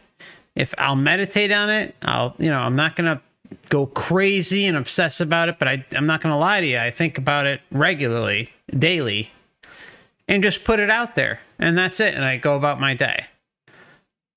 But don't, you know, in our world, you know, can't stress this enough. There are no magnets. There are no entities. There's no Jesus. There's no God. None of this stuff is allowed to interfere with us or mess with us while we're transitioning from outside of the body at the time of natural death to our true essence. Remember, full retention of memories, invisible, incapable of being interfered with in any way, shape, or form, period. Put it out there. Make it known. Don't allow these things to interfere with you. Play it safe. I know sometimes people will say, oh, FC, you're a little extreme or something, but the reason why I'm extreme is because look at what we're dealing with. Just play it safe. What's wrong with that? That's all I'm saying. That's it. Just play it safe. You know, take maximum precaution possible so that you can't be interfered with. What's the worst case scenario that can come out of all of this? Oh, so you took a little longer and in an existence where time doesn't even exist anyways? I mean, really, what's the downfall? There's no downfall to doing it. It's just what? You're just doing your thing, seeing how it goes. Now, do I suggest sticking around and trying to find out? No. But, you know, I'll leave it at that. All of a sudden, whoop, stops. And I'm kind of off balance like this. And, okay, what is this? I look down and I can still see my body in that bed way down there. I look this way and that light's still there. And suddenly, bonk, there's these three beings there. And there's nothing under our feet. The light is coming from the outside in from somewhere. And I'm amazed. And I look at it and I say, who are you? And they look identical. If you've ever seen the special effects in Hollywood where they take a piece of latex and stretch it across their face, and you just see the outlines, no detail, that's how they looked. And the three of them were identical. They had on silver robes like a monk would wear with the long sleeves that come down, but no hands sticking out, no feet sticking out. And I was startled, and I looked at, they had on this silver, looked like it was woven with silver, robe with a gold belt. And let's get a description one more time. And I looked at, they had on this silver, looked like it was woven with silver, robe with a gold belt. Silver robe with gold belt. Silver, looked like it was woven with silver, robe with a gold belt. Why do they always have the robes? They always got the robes. You know why they have the robes? This is, to me, it's obvious, and I just want to put this out there, that the reason why they have the robes is because of the whole association with it being holy or good or divine or above you. It connects people in a certain way. Again, the continuity of familiarity is a huge part of all of this. And they cross between both worlds, the earth physical realm and the astral realms of control. It's all by design. Mark my words. Woven with silver, robe with a gold belt. And in unison, they said, "You're not dead, Don, and you're not gonna die." And it was in harmony, and it had a musical sensation to it. And I was taken aback, and I said, "Wow, what do you mean I'm not dead? I'm up here talking to you, and my body's down there, and I don't have any pain." So in fact, I feel pretty good. I said, "That's dead." And they laughed. Yeah, they laugh. "Hey, Don, get back to your body. Let's torture you some more, Don." I mean, really, they're laughing at him. They're laughing at him. So in fact, I feel pretty good. I said, "That's dead." And they laughed. And I said, "What's so damn funny? It's not funny. That body hurt." And they said, "You're not dead, Don, and you're not gonna die." I said, "Man, who are you? Who are you guys? You don't know shit. You don't know anything, do you? I'm dead, man. Can't you Oops, sorry. understand? I'm dead." And they said, "No, Don, you're not dead, and you're not gonna die." And I said, "Oh, man." You're not dead, and you're not gonna die, Don. Oh, talk about, this man has been through absolute hell. And that's the news he's getting? Really? Anything, do you? I'm dead, man. Can't you understand? I'm dead. And they said, "No, Don, you're not dead, and you're not gonna die." And I said, "Oh, man, who called you? How did I get stuck with you? Good You don't question. know anything, do you?" I said, "I'm dead, man. The body is down there. I'm up here. The bright light, that's where I want to go." And they laughed. And they said, in harmony, "You're not dead, Don, and you're not going to die." I said, "Look, I don't know who you are or who sent you here, but call your boss." "Who's your boss? Get your boss here. I'm not talking to you anymore. You don't know anything." Get your boss. Who are you? I don't know you. But remember, who does he know in his mind? He knows Jesus. He knows Christ. In his mind, that's who he does know and who he requests. Meanwhile, these little wannabe entities are in a little bit more, they're in over their heads, let's say. Because Don is asserting himself, saying, "Who the hell are you?" See how the free will's starting to creep in? Don's standing up for himself. "I don't know who you are or who sent you here, but call your boss. Who's your boss? Get your boss here. I'm not talking to you anymore. You don't know anything." And the angrier I got, the more they laughed. And the more they laughed, the angrier I got. So they're trolling him. They're trolling him. Let's just call it what it is. All right, they're trolling him. angrier I got, the more they laughed. And the more they laughed, the angrier I got. And finally they said, and it's just like standing here talking to you. You have all your personality, you have everything about you, just like here. Except you have everything about you just like here. Memories, remember, you're not going to turn into some, drone when you leave here. If anything, it's going to open wide up when you leave here. But the problem is it's that full frontal assault that happens within the Matrix to try and keep us contained here. That's the problem. It's immediate. It is so fast. Don't allow them to get that upper hand, my friends. Don't allow it. And finally they said, and it's just like standing here talking to you. You have all your personality, you have everything about you, just like here, except for this body. And finally I just got mad and said, I'm not talking to you anymore. Forget it. Go away. Get lost. I'll find my way on my own. I don't need you guys. You don't know anything. And then they got serious and they said, in unison, you have to go back. I said, no, I don't. I'm not going back, and you can't make me go back. I said, I was created with free will. Don't ask me where this came from. Case of material. I mean, go, Don. Go, go, go. Go, brother, go. And he's like, I don't know where this came from. You know what? That, in my opinion, strong opinion, that's coming from Don, the real Don. His essence. I don't know where it's coming from. That's coming from the real Don. The true connection that is him, his essence. I know I'm repeating myself, but seriously, that is a moment right there where Don's saying, I don't know where it's coming from. That's him. That's the real him.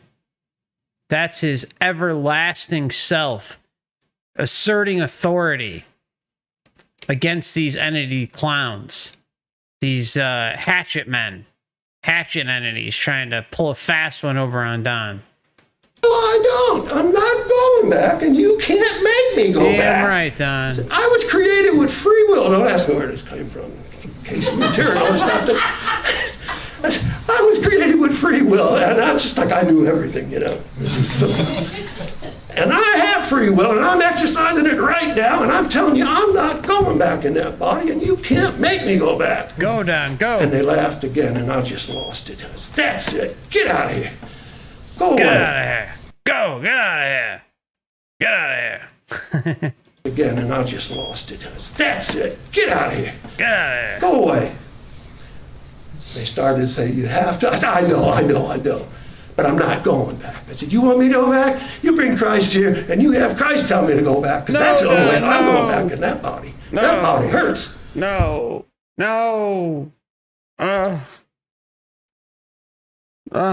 How great was it till this moment? You know where this is headed, right, my friends? I mean, we all know where it's going. Oh, I know. But I'm not going back. I said, you want me to go back? You bring Christ here, and you have Christ tell me to go back, because that's the only way I'm going back in that body. That body hurts. Don. And boom, there's light off to the side, and I look, and Christ is standing there, just like I expect him to look. For some. Just like I would expect him to look. Just like I would expect him to look. And later on, he touches on this. Christ is standing there, just like I expect him to look. For someone else, it might have been Buddha, it might have been whoever they called upon. But for me, it was Christ. And Christ was just as real. And I fell to his feet, and there was no floor, but I fell to his feet and cried like a baby. I fell to his feet and cried like a baby.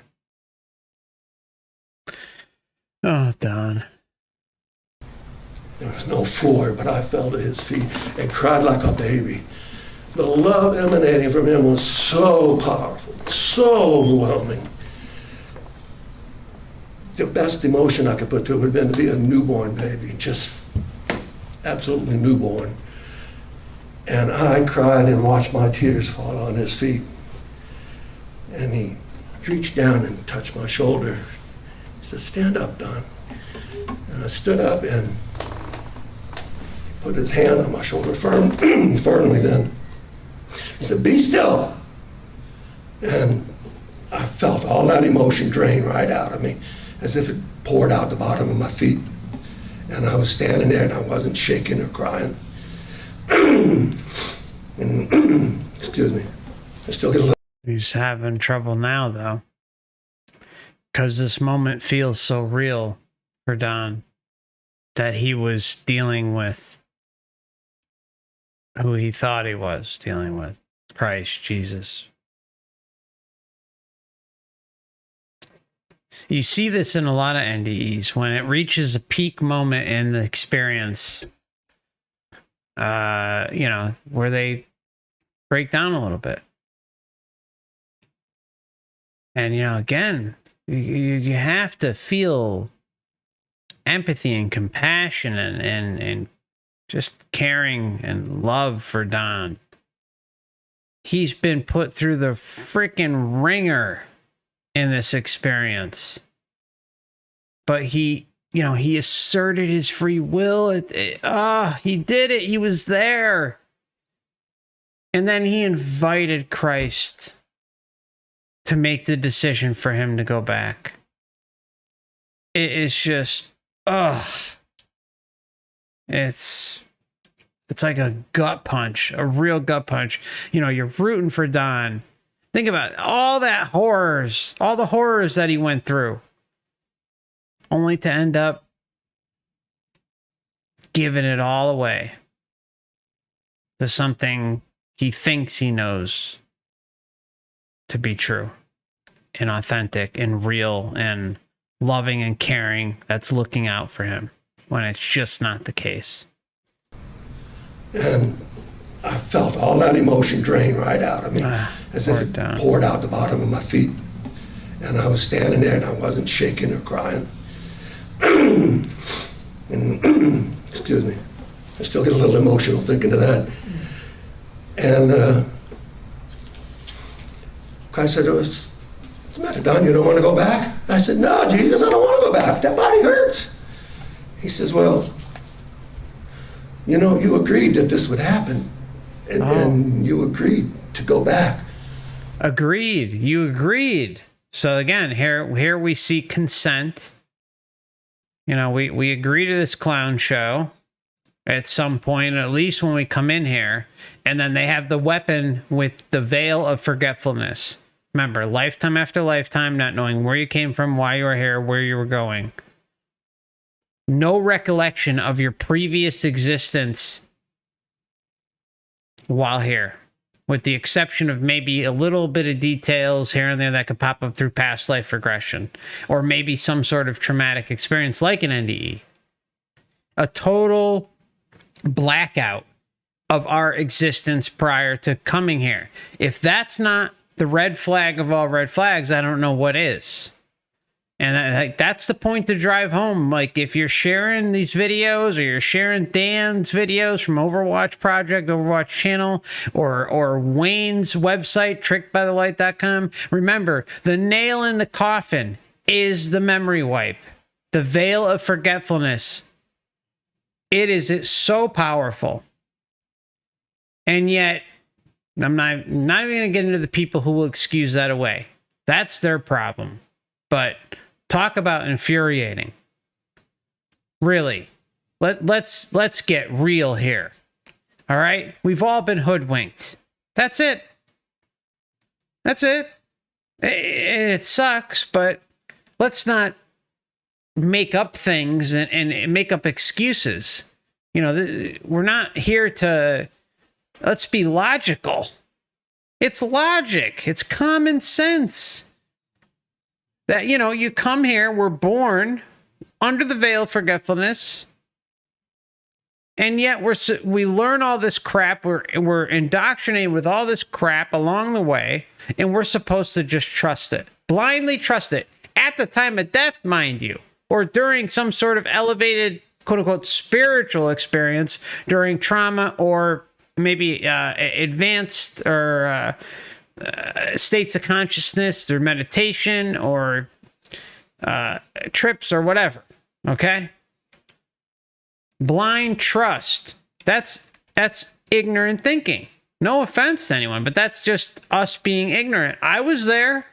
I'm not saying I wasn't there, because I was, but again, the only two people I trust with this research is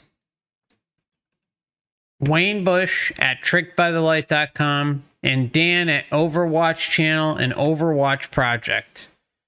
Those are the only two who I trust. There's a lot of other people out there, and I'm not saying that there aren't any good ones out there, but if you want solid, research-based material, that's where to go. And I hope maybe you can lump me in there with that too. But, you know, I try to bring common sense to this. Not things like, the Palladians are gonna, you know, they're shutting down the reincarnation loop. They're shutting it down. Just hang in there. That's savior programming. You know, Jesus is coming. Trust me, Jesus is coming. Don't take out the garbage tonight. He's coming. Just hang in there. Let the garbage pile up. He'll be here. If he's not here tonight, he's going to be coming tomorrow. You know, let's stop with the bull. There's so much bull out there. And, you know, in my opinion, well, not strong opinion. It's not even opinion. It's fact. The most disgraceful area that a topic can contain disinformation is this one. It's disgusting. And whoever's doing it out there should be ashamed of themselves. This is the end of the line with truth. There's nothing past this as far as in relation to Earth, okay? And the physical experience, the material experience, all right?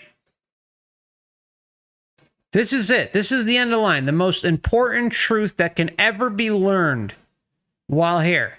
And we have disinfo being spread on this topic. Talk about insane, disgraceful, sickening. Don't fall for the other traps. I'm telling you who to trust. Dan and Wayne. And I hope in time with some of you I can earn your trust as well. But those are the three. Outside of that, it's all horseshit. Until someone proves themselves and isn't going to say, oh, well, you know, go between the grid. You know, someone telling you where to go. When all you had, your creator being, okay? Your intention is king. That's all that matters. You don't need to have someone say, oh, well, you know, turn around in the tunnel. Well, first, die at a 45-degree angle. And then if you find yourself going through the tunnel, then you turn around and then you go towards the good light. And then you go towards the net in the matrix.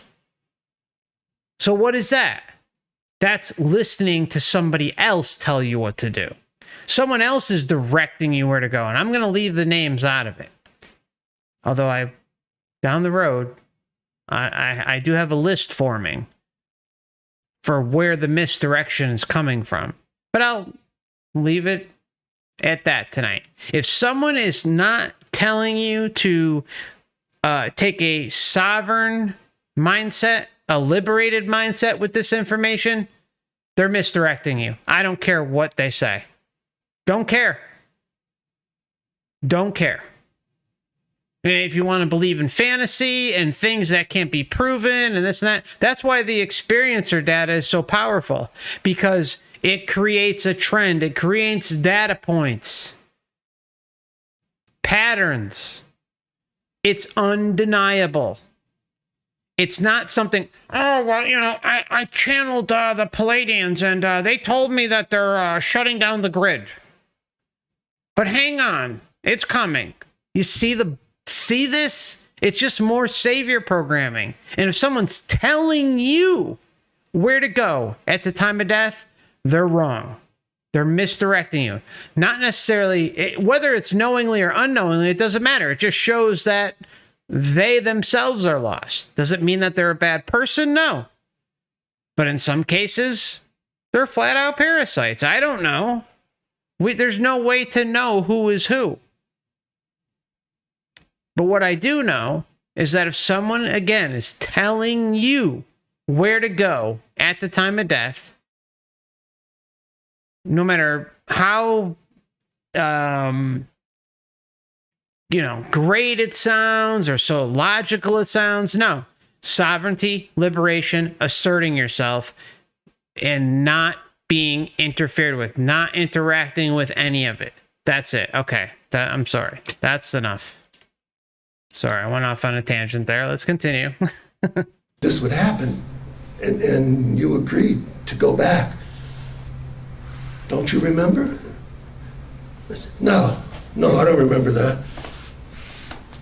He said, well, let me show you something. And boom, we were both out of the tunnel and walking on a path in an area, an arid land. It looked like the Holy Land. And I'm to his left, he's in the center, and there's someone else over there. There's one person out in front of us, and we have on the garb like that, and sandals, and there's a whole multitude of people behind us. And we were talking, and at the time I could hear the conversation. And that was when I had agreed to do whatever it was that Christ wanted me to do in this life. That is when I agreed to do whatever Christ asked me to do. Agreed. Consent. Intention. Right in our face, my friends. He's showing it. I mean, he showed it a while ago, but now he's even acknowledging it, like, I agreed to come back here. Conversation. And that was when I had agreed to do whatever it was that Christ wanted me to do in this life. And so he brought me back and showed me when I agreed, and then boom, we're back in the tunnel again. And he said, see, you agreed to this. See? I said, well, Jesus. See, you agreed. Sign this. You signed your signature here. You gave away your essence to the system to agree. See? Why you question me? You agreed to this. I said, well, Jesus, the only thing I could say is I changed my mind. I said, that body hurts. And he said, well, you can change your mind if you want to. That's fair. Now, look at wait till you see the manipulation highway going on here. Oh, yeah, you could change your mind. Yeah, sure. But he's back here. He's back here. He says, well, you can change your mind if you want to. That's fair.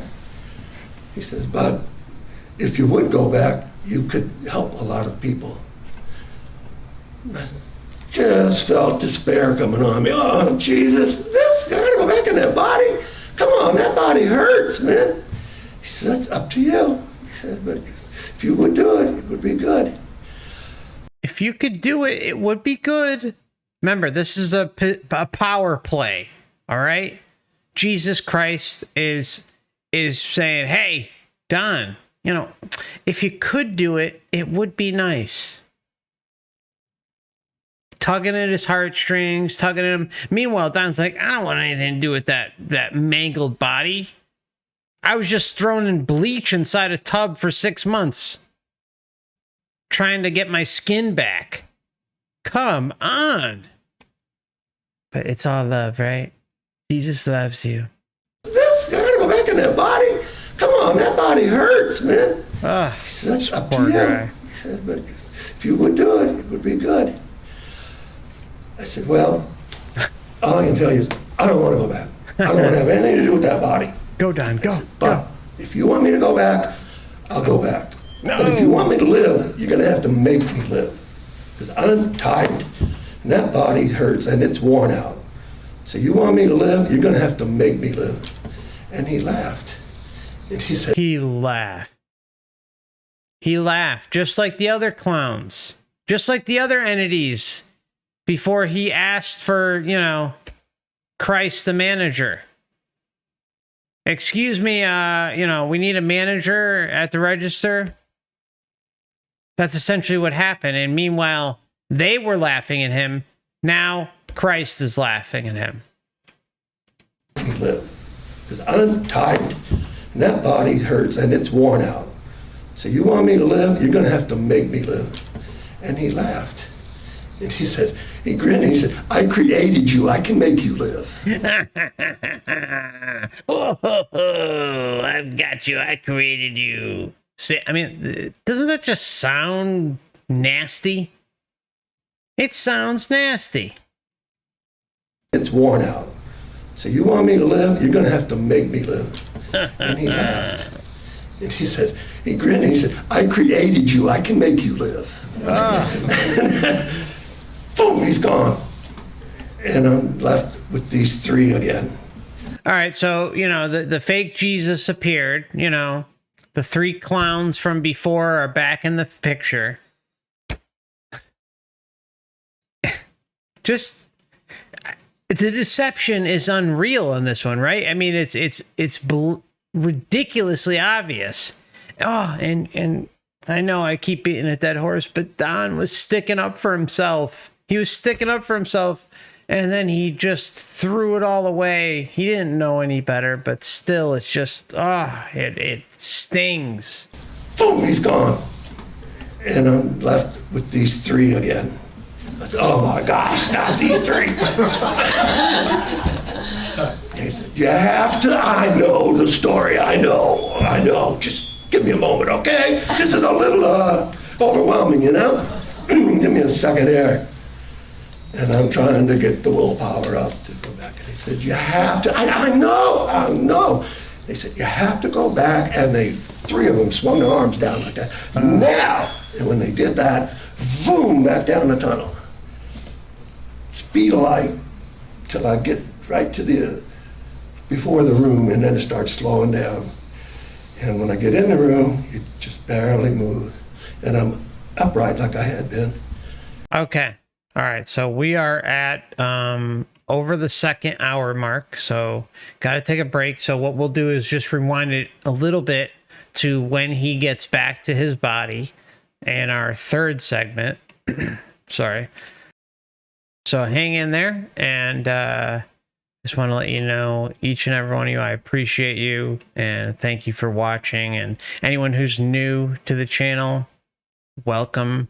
And anyone who's on the fence with the information on the Soul Trap, just hang in there a little bit. Just hang in there. I promise you, if you just hang in there with the information, you will see it in time. It becomes very, very obvious. But it's also difficult to stomach at times. But just hang in there, please. It's the most important truth that can be learned here. I can't stress that enough. And just please hang in there with me a little bit.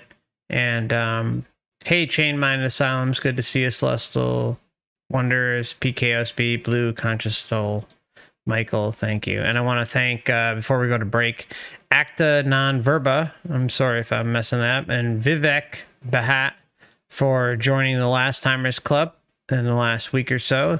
Welcome aboard, good to have you. And if anyone's interested in joining the channel memberships, you can check those out. That's in the pinned comment in the live chat here tonight, and also in the description tab as well. And levels 2 and 3 include monthly members live streams, and there's also a backlog of videos for members as well, and there's a playlist located on the home channel for anyone interested that has joined. And I look forward to seeing you all in about 5 minutes. Hang in there. We got a lot more to go. It's still got a ways to go, so hang in there.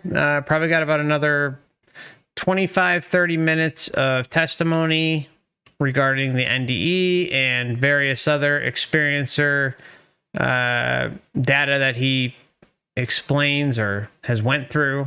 And then there's also that question and answer that I talked about earlier as well. But I'll keep letting you guys know as we move along where we're at in the show. So we'll see you soon. Thank you so much. I also want to say, check out Jimmy's channel. Jimmy has helped us out here at the channel for a while. He's doing a lot of great things behind the scenes, and he's created a YouTube channel for his gaming. And even if, yeah, thanks, Jimmy. He popped it up there in the playlist. And even if, you know, you're not a fan of gaming or something, if you can go help him out a little bit, just subscribe, hit the bell, and, you know, throw a little love his way, some watch hours or something. That'd be great, because he's done a lot to help, not just during the live streams, but also behind the scenes. And he's a really, really good guy, and I love him, and I want to see him build up that channel.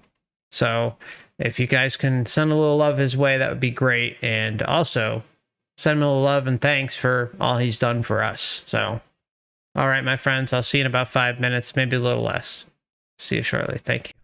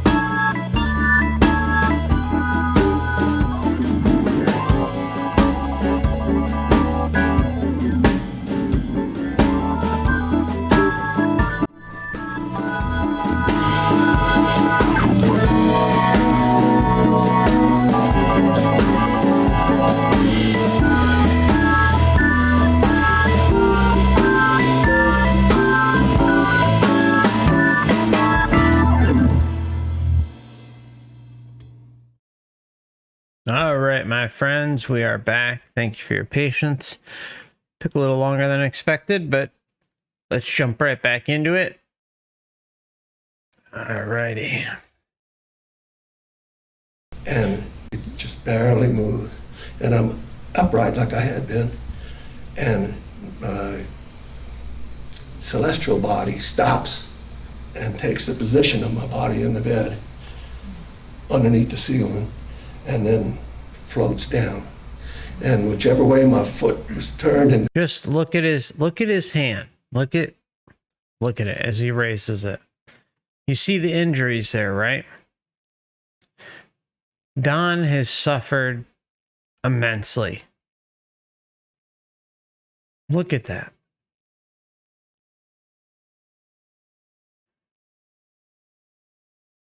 One example of many. Again, compassion and empathy is the driving force why I do what I do.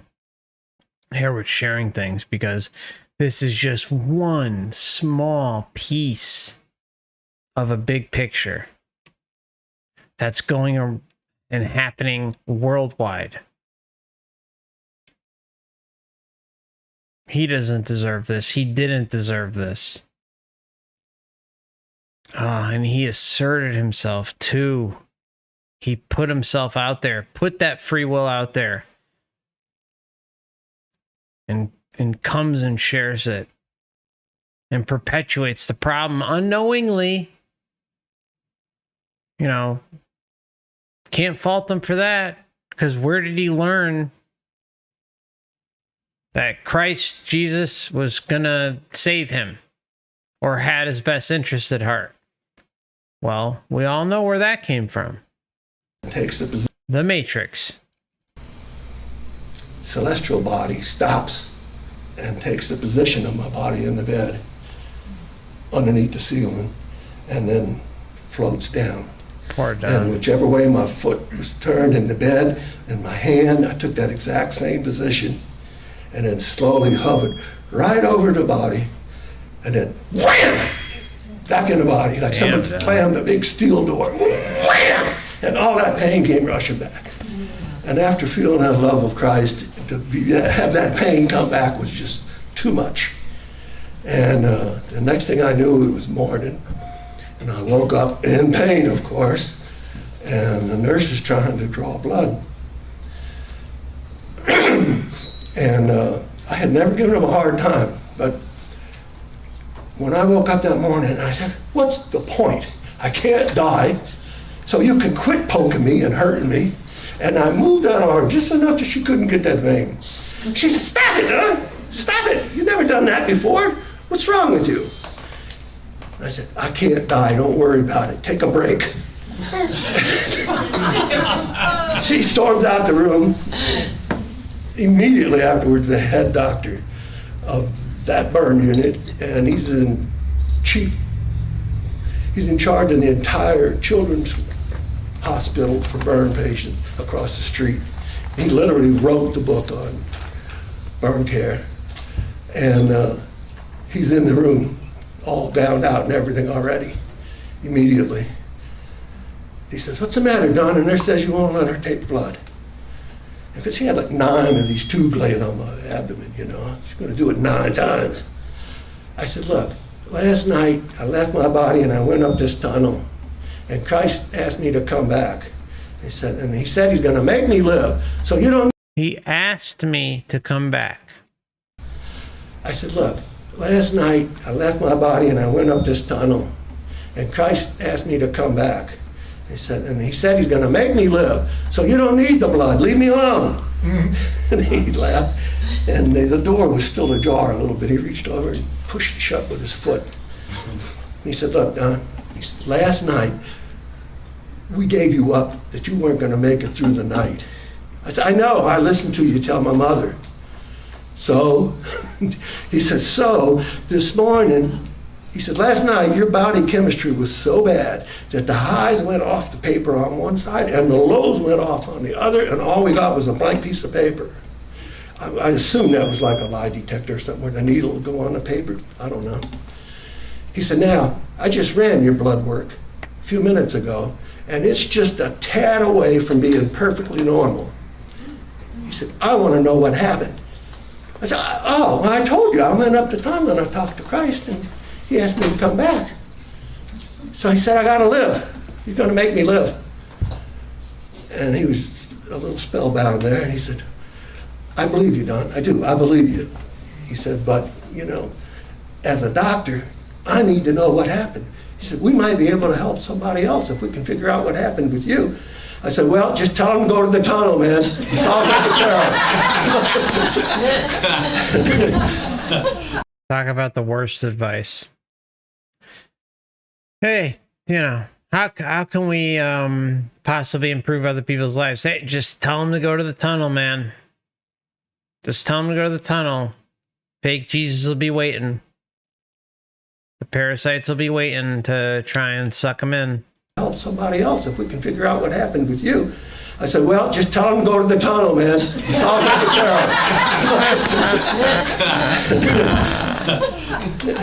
and so that was a long day. I found that at night after the 3 to 11 shift would leave and the hospital was as quiet as it was going to get, I would leave my body and my astral body or my spirit body would go down in the basement of the hospital. And I had worked in plenty hospitals and such. I know what all that equipment looks like down there. I worked on most of it, installed most of it. And so I knew where I was. And I could see my physical body laying there. It looked like my physical body. It was actually, I guess, my astral body, since my physical body was up there in the bed. But I'm still over here. Looks like I'm seeing two kinds of bodies. And there are these little angels about this big. And looked like fairies. They had the little butterfly wings. And they're flying all around me. And they're golden color. And when they would zoom across me, like that gold sprinkles would fall down on me. And I thought, boy, that's really cool. That's nice. I like that. And Disney can't do any better than this. This is cool. And the next thing I know, I wake up back in my body. And, later in the day, I get to feeling bad. I said, Mom, tell them to take me to my room downstairs. I said, I always feel better when I come back from there. She said, what room? What are you talking about? I said, my room downstairs, the one down there. So I feel better when I come back from there. So he sees Faye, golden lights, and they clearly have an influence over him. I feel better when I come back from there. I feel better when I come back from there. To take me to my room downstairs. Almost like a rejuvenation center. And we've seen this with other NDEs where, you know, people go through absolute hell of an experience. And the Matrix delivers a, you know, like a healing session. You know, this is not medical advice, by the way. Later in the day, I get to feeling bad. I said, Mom, tell them to take me to my room downstairs. I said, I always feel better when I come back from there. She said, what room? What are you talking about? I said, my room downstairs, the one down there. So I feel better when I come back from there. She said, you don't have another room. I said, oh, Ma, here you go again. You never believe anything I said. I said, the other room where I go at night. No, Don, you're out to lunch again. They're going to stop your pain medicine. You better quit it. And so for weeks that went on. And weeks. I could watch as those fairies and butterflies and spirits, whatever you want to call them, worked on that body. And I healed miraculously quick. I mean, it just amazed everyone. So quick that they couldn't keep up with me. They have these elastic what do I want to call them? Like the Job outfits, they call them. They're real tight elastic, like a sweatshirt or sweatpants. But it takes 3 people to get them on you. And it's to hold that skin down so it doesn't scar too bad. And by the time they would get one ordered and made to my size and delivered, I was already a size or 2 bigger. And so I healed really fast for the next 2 or 3 months. And I got to the point where I've been in that burn unit now for about going on 6 months, right at 6 months. And I'm laying in the bed on my face. Oh, you haven't lived till you use the bedpan on your face. That's a joy. There's some things. That sounds awful. Sounds awful. You know, you're in a compromising position where you're in a hospital and you got to use a bedpan. You know, some of us have seen this with loved ones. I know I have. And it's extremely difficult to witness. And, you know, you want to give them their privacy, their space, but you love and care for them and realize that they can't. That they need help with something like that.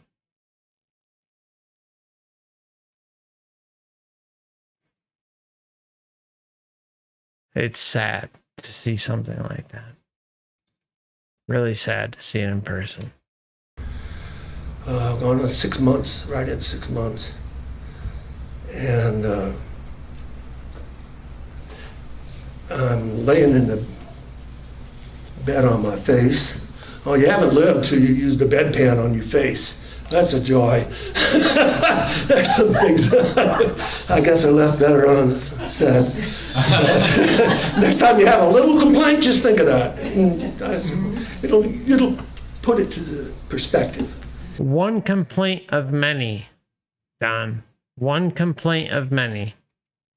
Better on. Those are, you know, as horrible as that sounds, it's more, again, Western problems, North American problems, or European problems. No pun intended. But, you know, in the grand scheme of things, it's like, you know, what about the slave children of China or wherever? Bed on my face. Oh, yeah. Much worse, right? Than a bedpan on your face. Not like anyone wants it, but, you know, I mean, come on. You haven't lived till you use the bedpan on your face. That's a joy. There's some things I guess I left better unsaid. Next time you have a little complaint, just think of that. It'll put it to the perspective. And so my mother comes in one day, and she's been telling me about this patient in the room next to mine that was a man in his mid-40s or so that worked for Frito-Lay, where they made potato chips.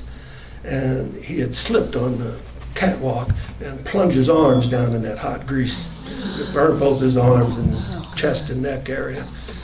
And so his wife had to stay with their children. She couldn't be there to help him. So my mom would go over there and feed him and help the nurses with him and all. And she comes in one day, and she's been telling me that he's a fundamentalist preacher, some little church in Texas there. And she said, he's getting out today. And I've been telling him about you, and he wants to come visit you. Is that okay? And I said, sure, Ma, come on over. And he gowns up and comes in the room, and he says, you know, Mom tells me the pain you've been in, and I can imagine how horrible it is, because you're burnt a lot worse than me. And he says, I know how hard it is. And you have a respect for someone else that's in the bed next to you that you don't have for anyone else. And he said, you don't have to endure all that pain. He said, you have to endure as much as you can stand.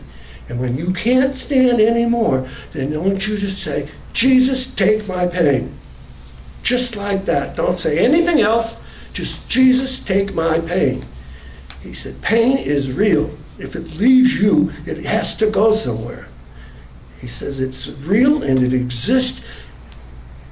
If you ask Christ to take that pain, he will feel that pain instead of you. You can't just tell it to leave you and go down the street. He said, but Christ loves you enough, he will take that pain and you won't have to feel it. But you take as much as you can take, and then you call on him. That's right. You take as much bullshit as you can, as much pain and suffering and horribleness as you can, and then you call on Christ. Then you call on an outside force to come in and give you some assistance.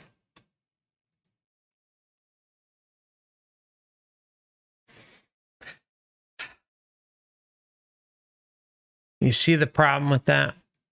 Again, exterior reliance on something you know nothing about. But these entities seem to pop up time and time again at the most opportune moments imaginable. Oh, you dropped your motorcycle and got into a big accident, whatever that is. I don't believe in accidents. I believe in just the way this Matrix plays out its scripts, okay? But there's no point in going off on that. You will go down the street. He said, but Christ loves you enough, he will take that pain and you won't have to feel it. But you take as much as you can take, and then you call on him. That's right. Take as much pain as you can. Come on. Then you call on Christ. But you take as much as you can take, and then you call on him. So I'm listening to this and said, yeah, okay. Now I've been up the tunnel and I've talked to Christ, but I'm still kind of wondering, Well, there's one way to find out, and that's knocking at the door. And that's my physical therapist coming in. And she's still gowning up. There's a big chair that runs out flat into a table. Not the size of a massage table, but it's real big and heavy. And my grass has healed enough to where, like, under my arms and your elbows and your knees, where they shrink and you can't bend them. That you have to exercise them to pull them out. Well, under here, you can't really exercise it much. And you don't have any movement, so what they would do is take sheets and tie me down on that big old bed or table, whatever you want to call it. And they put 3 sheets on me and knot them as tight as they could. Then the physical therapist would get behind me and she put one arm on my neck here where it wouldn't burn, and she grabbed my wrist here and she'd pull that arm back straight like that, and it would rip that skin out from where the scar tissue where the grafted skin meets the healthy skin, and it turns into scar tissue. And they can't cut it because it'll just make more scar tissue, so they have to rip it out. And this is the barbaric practice that we're dealing with. The establishment couldn't come up with a better thing for those who have been injured. No, stuff them in a bleach tub and, hope they get better.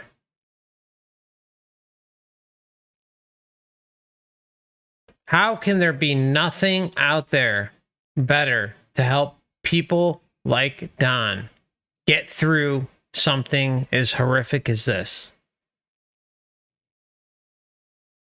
But that clinge of so-called faith, belief, is what does him in. That's what does many people in. Exterior reliance and faith or whatever that they are going to look out for you. But reach your boiling point, reach your maximum amount of suffering, then and only then should you call out for me. Or whatever, not me, but Jesus, Buddha, Muhammad, whoever, God. And, hey, that's when they'll step in and give you that glimmer of hope. Give you that, that, amazing feeling within that, something's looking out for you. Something's looking out for you. I promise, it's all legit. It's on the up and up. Being sarcastic, obviously, but that's where we're at. It's. Ugh. I mean, where the grafted skin meets the healthy skin. This poor guy. It turns into scar tissue, and they can't cut it because it'll just make more scar tissue. So they have to rip it out, and it hurts. And I'm not in that tunnel anymore. Yeah, so I'm feeling that pain.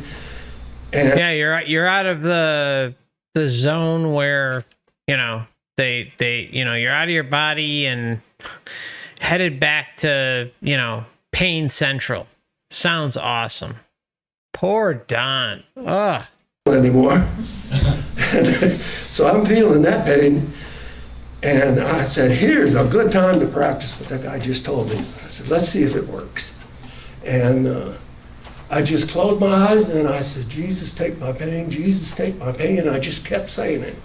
And the next thing I know, the physical therapist is saying, what did you do, Don? What did you do?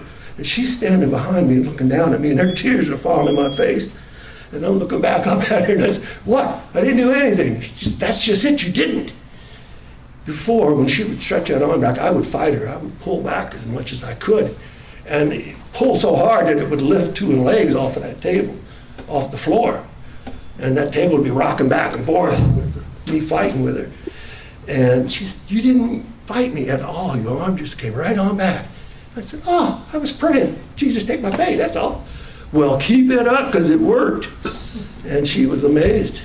And it did work, and it got me through the next 2 months. And until I was back at home.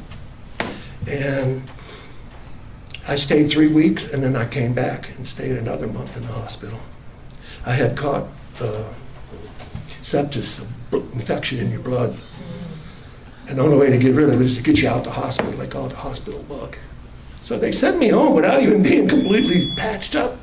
And I still had half of my back raw, just big bald spots where there's no skin. And so my mom and my brothers set up a bed on cinder blocks where it was high enough that I didn't have to bend to get in and out of it. And I'm still at this point like an ironing board. I haven't stretched that skin out yet. I can't bend my knee. And I would lay in that room propped on my side with pillows holding me in place. Because if you can't bend your knees, you can't lay on your side. I couldn't bend my arms. I'm just like an ironing board. Wherever they put me, that's how I stayed. And I'm in my own trailer, in my own room in that trailer, but no one's there but me. And as these grafts heal, they itch. And the skin peels off like a snake would shed its skin. And it itches and it drives you insane. And I would lay there. This guy's been through hell. Just listen. I mean, I know I keep saying it, but just listen to what he's saying. Ah, poor Don. As these grafts heal, they itch. And the skin peels off like a snake would shed its skin. And it itches and it drives you insane. And I would lay there and try to squirm and itch and scratch until I would just wear myself out and pass out.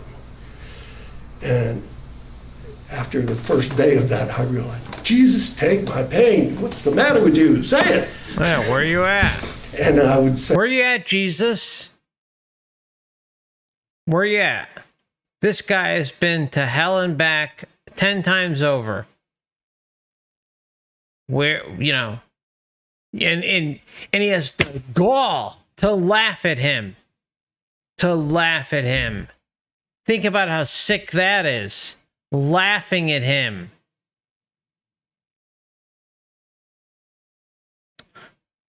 Not waking up on that one? Sorry. Let's just call it what it is. It's manipulation and deception. Laughing at him. Don lost his wife. Don dropped his motorcycle because of a crazy fire and got his skin regrafted. So much fun. They shouldn't be laughing about anything related to Don. Nothing. Empathy, compassion, where is it? Nowhere to be seen. And try to squirm and itch and scratch until I would just wear myself out and pass out. And after the first day of that, I realized, Jesus, take my pain. What's the matter with you? Say it. And I would say, Jesus, take my pain, and it would go away. And I'd be able to fall asleep. And after a month or so at home, a month or two at home, I got really depressed. I bet. And I know I'm going to live, and Christ has told me he's going to see to it that I live. I know I'm going to live, and Christ has seen to it that I'm going to live. Exterior savior programming, in our face. I got really depressed, and I know I'm going to live, and Christ has told me he's going to see to it that I live. And I should be happy. I got to meet Christ. Well, that's what I had wanted all my life. I should be happy. So why am I so sad? And I realized that I'm no longer in that room by myself. I realized where when I was by myself like that and could concentrate, it's like meditating. And I would say, Jesus, and my pain would go away before I could even say, take my pain. And now I've lost that oneness with him because I'm in all of this commotion going on. There's bills to be paid, there's groceries to be bought, there's all the things in life to distract you. And I still have to make decisions and such. And so I found that was distracting me away from feeling that oneness with the Christ, and that was why I was depressed. And I had a lot of time to wonder to myself, why did this happen? Well, I know why it happened. As I said it could happen.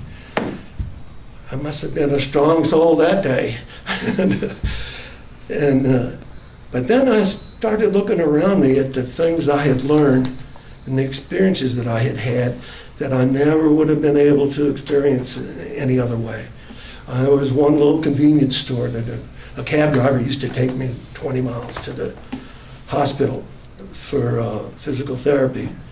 And because I couldn't drive for months after that. I couldn't even punch in a telephone number in the phone without 3388, one number at a time. You don't use that brain, it falters. And when this lady would see me walk in the room, and I'd have on a skirt with a Velcro latch, because I couldn't put pants on, and a hospital gown tied in the back. And that's how I went in public. That's how I went on the plane to fly home. And my mom called and asked for the seat with the most leg room, so that, because I couldn't bend my knees enough to sit. And they put me in the very first seat, and my butt never did touch that seat all the way home. And so this lady sees me in that gown, and the gown's got blood spots all over it and all. And every time she saw me, she would run in the back of the store just bawling her eyes out. And I thought, I've never seen so much compassion in a person before. What a nice lady to have that compassion for me, And then I would notice it in other people. And I said, wow, I never noticed this before. I was so busy living life. I let so much of it pass me by. And so I stuck with that, Jesus, take my pain. And okay, so hold on. I stuck with that, Jesus, take my pain. Here, hear this out. With that, so I stuck with that, Jesus, take my pain. See how he has. He's took the programming he's learned while here on Earth and applied it based on a belief system which was given to him through indoctrination, lifetime after lifetime, but at least in this lifetime that we know of. where it's kind of like a default response, where he's being taken advantage of, where he thinks who he's dealing with has his best interest at heart. Meanwhile, they're laughing at him. We've seen a number of examples where the three entities were laughing at him, and Jesus Christ was laughing at him. Why is that? This man has been to hell and back, like we said. And yet they're laughing at him. Ha ha, he, ho ho. Yeah, really nice. But it's all love and light, right? All love and light. Don't question anything. Just, twiddle your thumbs. It's all good. Jesus has a plan. He's going to take care of you. God has a plan. He's going to take care of you. Or it's going to take care of you. All these things they're just going to take care of you. It's all good. No big deal. Enough. Enough. When are we going to confront this and say enough? Enough of the blind belief, the blind faith. They were laughing at him when he was suffering beyond belief. And they sent him back. So I stuck with that, Jesus, take my pain. And a lot of people asked me how my life was different after this happened. And one of the things I remembered before the wreck happened, I had told you that my wife had this feeling that something was going to happen. But she kept saying with me on the bike, not us. And so if she'd have said us, I wouldn't have let her on the bike. And finally, it got to the point where I couldn't even take the bike out. She was just, but when we got on it to go to the St. Patrick's Day parade, she was fine with it. And a night or two before the wreck happened, in our kitchen, far into the trailer, like 70 feet away, there's a bay window, and there was a ceramic frog that my mother had made that had a little music box in it that played Raindrops Keep Falling on My Head. And that was Debbie's father's favorite song. So that frog was special to us. That was my mom and her dad. And she went to the back to the bedroom before I did. So I turned off all the lights and everything, the television, and get back in the room. And as I'm walking down the hallway, when I get to the bedroom, she says, "You left the radio on." She said, "Go turn the radio off." I said, "I turned it off." She said, "Don't you hear it?" I heard something. I said, "Well, I'll go look." I walk back in the living room, and the radio's off, and the TV's off, but the music box is playing. I went over and I picked it up and I walked back to the bedroom with it. And this thing hadn't even been wound in years. And I walked into the bedroom with it and it's still playing. And she looked at it and it played for another 15 or 20 seconds and then it stopped. She thought, "That's my daddy again." And so I've become a real believer in premonitions. They do happen. And yes, they do. if I'd have known what I know now, maybe I'd have paid more attention to them. So see, like he's got this inner guilt thing going on. That's not right. That's not right for Don. He doesn't deserve that. He's got inner guilt. Oh, well, if I just did this or I just did that, I believe in premonitions, but I would have done something different. He did not deserve any of this. I don't care what anyone says. And here we are, front and center, with him trying to wrap his head around things and make sense of everything. It just, poor Don. A real believer in premonitions. They do happen. And if I'd have known what I know now, maybe I'd have paid more attention to them. But I don't know if that would have been a gift or not. I don't know. I don't know if that would have been a gift or not. I don't know if that would have been a gift or not. I guess that's for each of us to decide on their own. Yeah, it's for each of us to decide on. And that's why sovereignty and liberation is the safest path. Just, again, play it safe. Don't let these things direct or, put you in a position where you are subservient to them.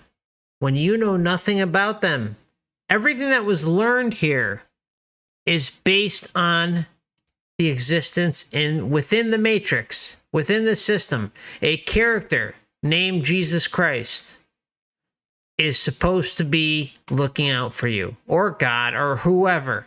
Again, everything is belief based. That's proven beyond any recognition. All NDE researchers will say that.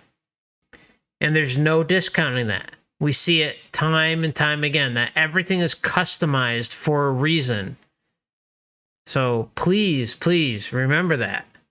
The experiences are customized to the individual based on how the system can manipulate them the most efficient way possible during an NDE or a traumatic moment where they leave their body, or at the time of death itself.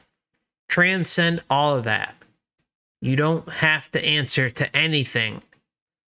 Realize your true power. That's what we need to do. Sovereignty, liberation. Realizing our true power and not flinching a bit. Nothing. They don't deserve anything. They don't even deserve, they are not worthy of our presence. They don't deserve a thing. They have failed every which way possible and clearly have agendas. Don't give them anything. They don't deserve it. If I'd have known what I know now, maybe I'd have paid more attention to them.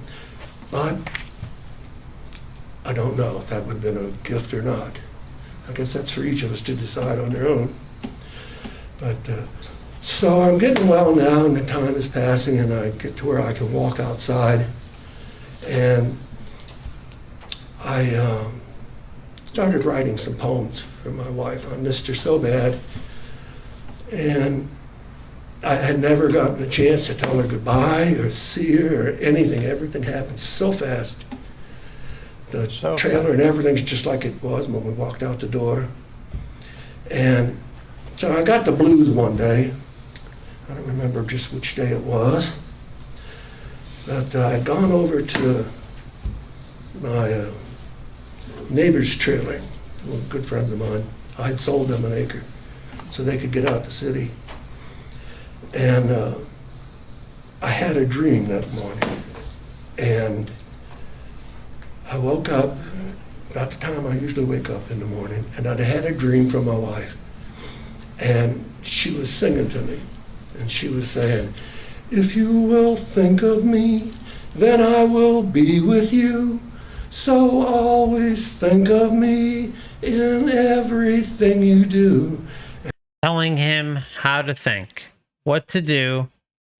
Hey, this is number, I believe, 2 in the description tab of the video, where he is being told, hey, just ask for me. Just call out my name. Sing to me. And I will appear. I will help. What is that? That's intention. That's creator being abilities front and center being applied in a scenario linked to the matrix. Don't relinquish your power in exchange for something you know nothing about. You don't even, again, Don's been through hell, but we do not even know, and I've said this before, where I don't even think who people think they're dealing with are actually them. Remember, 24/7, 365 from cradle to grave, our interactions are recorded. The life review in NDEs prove that. That's creepy. It's creepy. All right. So that means they also have all of our interactions contained within those that are closest to us.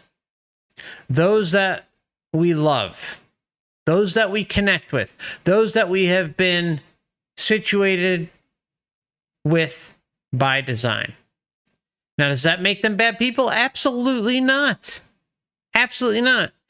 At the end of the day, everything boils down to us asserting our sovereignty and liberation at the time of natural death. It's really not that difficult, but, we all live different lives. We all have different experiences. And if you have something traumatic happen to you, well, there's a good chance the Matrix is going to try and crowbar itself into that scenario in an effort to win you over. It only needs to win you over once for the long-term agenda and goals that it has. And you say, no, no, no, no. I am not going to deal with that. I don't know anything about you. I don't even know if you're the real being that seems to portray itself as someone I love.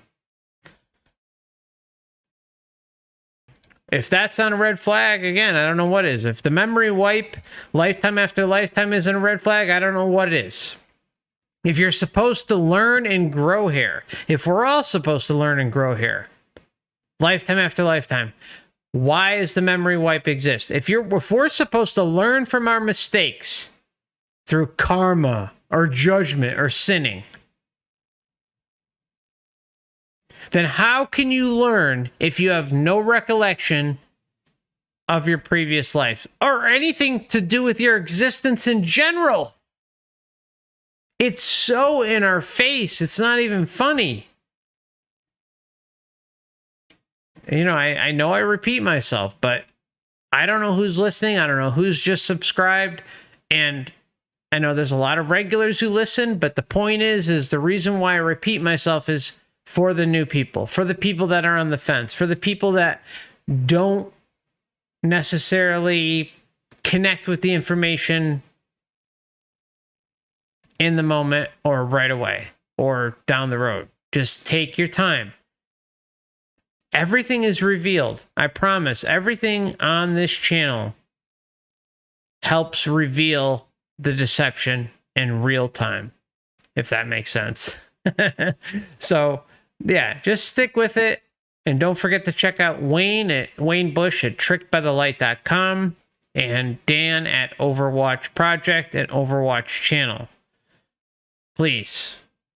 Those are the only two researchers I trust in this field that will give you data-based information, not information that is channeled or assumed or a big fairy tale. Just stick with it. Do your research, and I promise, a few months, few years down the road, if you dedicate some time, you'll see it. It's so obvious. It's not even funny, but there's a lot of moving parts. And they all they all do link into one another as part of the grand deception, the grand scheme. Don't give them any more acknowledgement than they deserve, because they don't deserve a thing. So I just want to thank Michael for a $10 super chat. It says, thank you, Mark, for all that you do, brother. Thank you. Very much appreciated, my friend. All right, here we go. Thanks, brother. And I was so happy, and went next door and was telling my friend's mother about it. And she jumped up in my face. Don't tell me that. I don't believe that. And I was startled, and she said she'd lost her son, her eldest son, my best friend, about 4 years earlier. And he's never come to me in a dream, and I don't believe any of that. Well, excuse me, I didn't mean to upset you. I'll be afraid to. So, by now it's dark outside, and I'm walking back, and it's all gravel, the driveway. It's loose gravel. And I can't afford to fall down, so I'm being real careful. It's dark enough that you can't really see where you're walking. And I started humming that song to myself that Deb had been singing to me. And I'm looking, trying to see where I'm walking like this, and a shooting star comes across the horizon and goes all the way across to the other side, so bright that I could see the pebbles on the driveway. And that made me so happy. I was delighted then that I knew that was Earth. And once or twice in my life before that, that shooting star appeared, and no one else saw it. And I'm not saying there was an object in the heavens going across it. Maybe it was all in my mind, but it was real. It was very real. And a couple weeks passed, and September, I think it was either October or November, and Halley's Comet was due to pass. And I've always liked things in space, but I can't go there anymore, so I'm going to watch the comet from Earth. So see, he's always liked things with space. And what do we see earlier? We saw a connection with that. Always liked things with space. And, well, what was provided to him? The illusion. The belief system is confirmed via the Matrix. Just like all the other NDEers. You pick it. Pick one. Pick any. And all of the hardcore researchers like Dr. Raymond Moody and Dr. Jim Tucker out of the University of Virginia Division of Perceptual Studies, you will see that pretty much everyone is in agreement that belief-based systems will mold the experience that someone has. It's customized to the individual by design. Can't state that enough. It's a crucial point. And I can't go there anymore, so I'm going to watch the comet from Earth. And between 2 and 3 o'clock in the morning is when it was supposed to be at its best.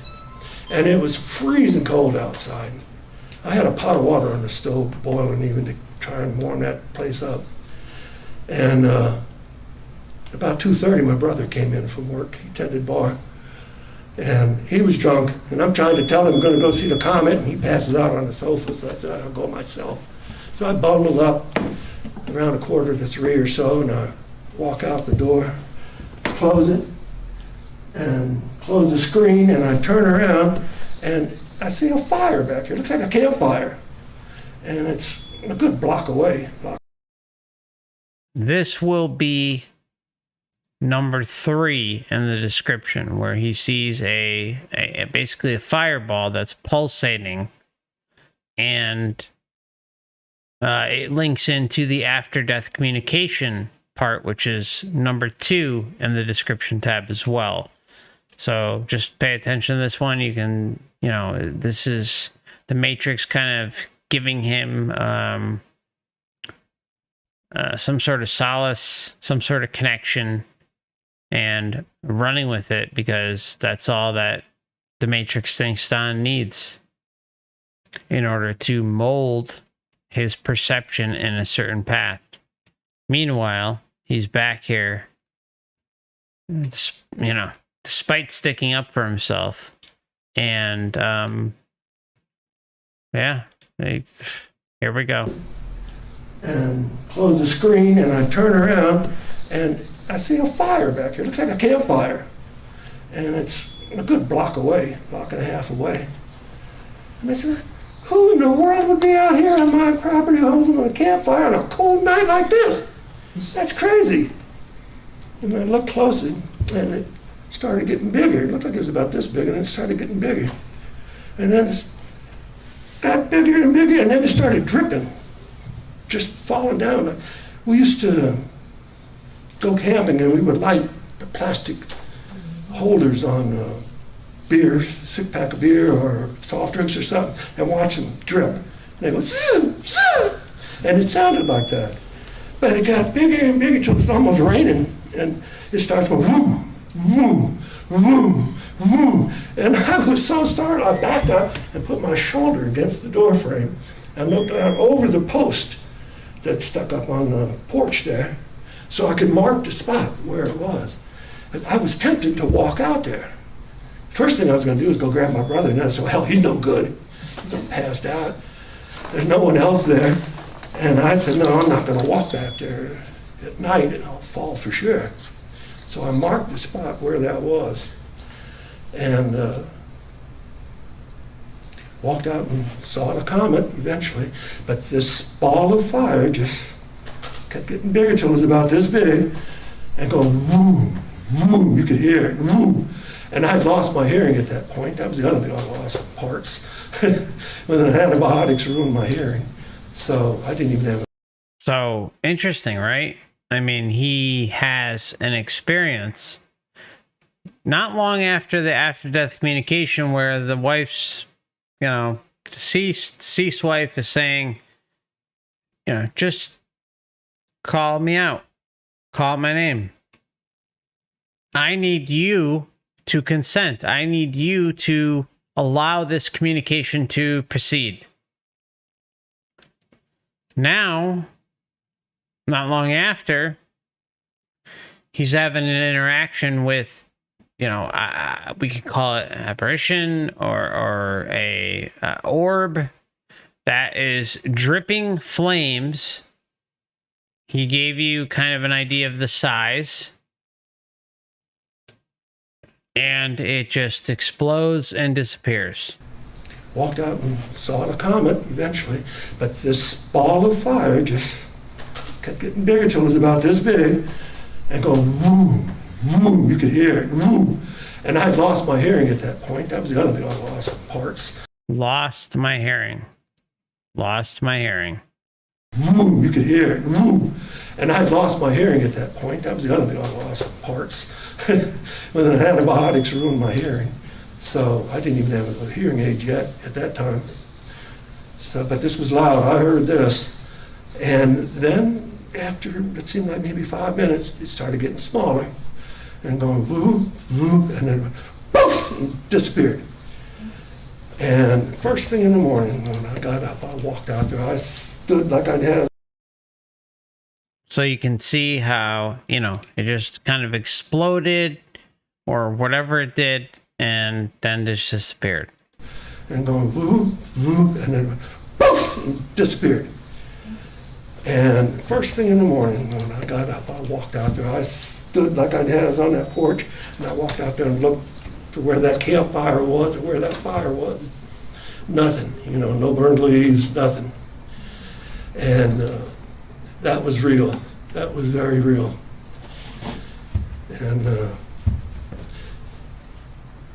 so I have had a number of experiences like that, and I certainly believe in them.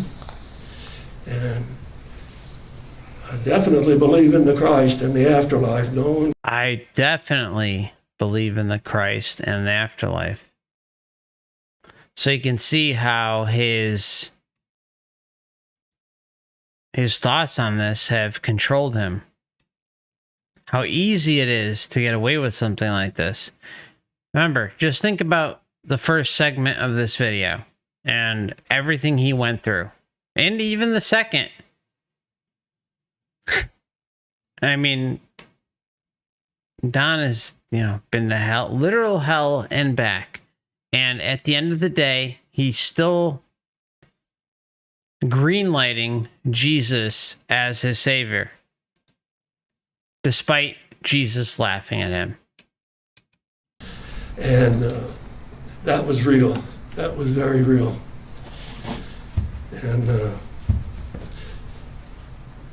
so I have had a number of experiences like that, and I certainly believe in them. And I definitely believe in the Christ and the afterlife. No one can take that from me. It's one of those things you had to be there, I guess. But the greatest blessing from it is I still have my aches and pains and still have my good days and bad days, but I still have that Jesus take my pain, and it still goes away. And I thank Jesus for that, Creator, and I thank him for being real in my life. And I thank all of you for listening. And if you have any questions, I'll be happy to answer them. All right, so we reached the end of anyone watching the replay or the stream. We've reached the end of his NDE testimony. and that's at the 2-hour and 52-minute mark of the stream.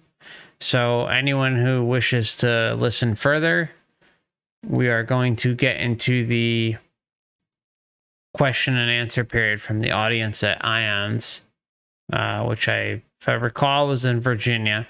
Anyways, we'll take a short break and revisit the question, or start to get into the question and answer segment of the show, and then we'll wrap things up. If you'd like to join us in the Discord server, it runs 24/7. It's a chat server.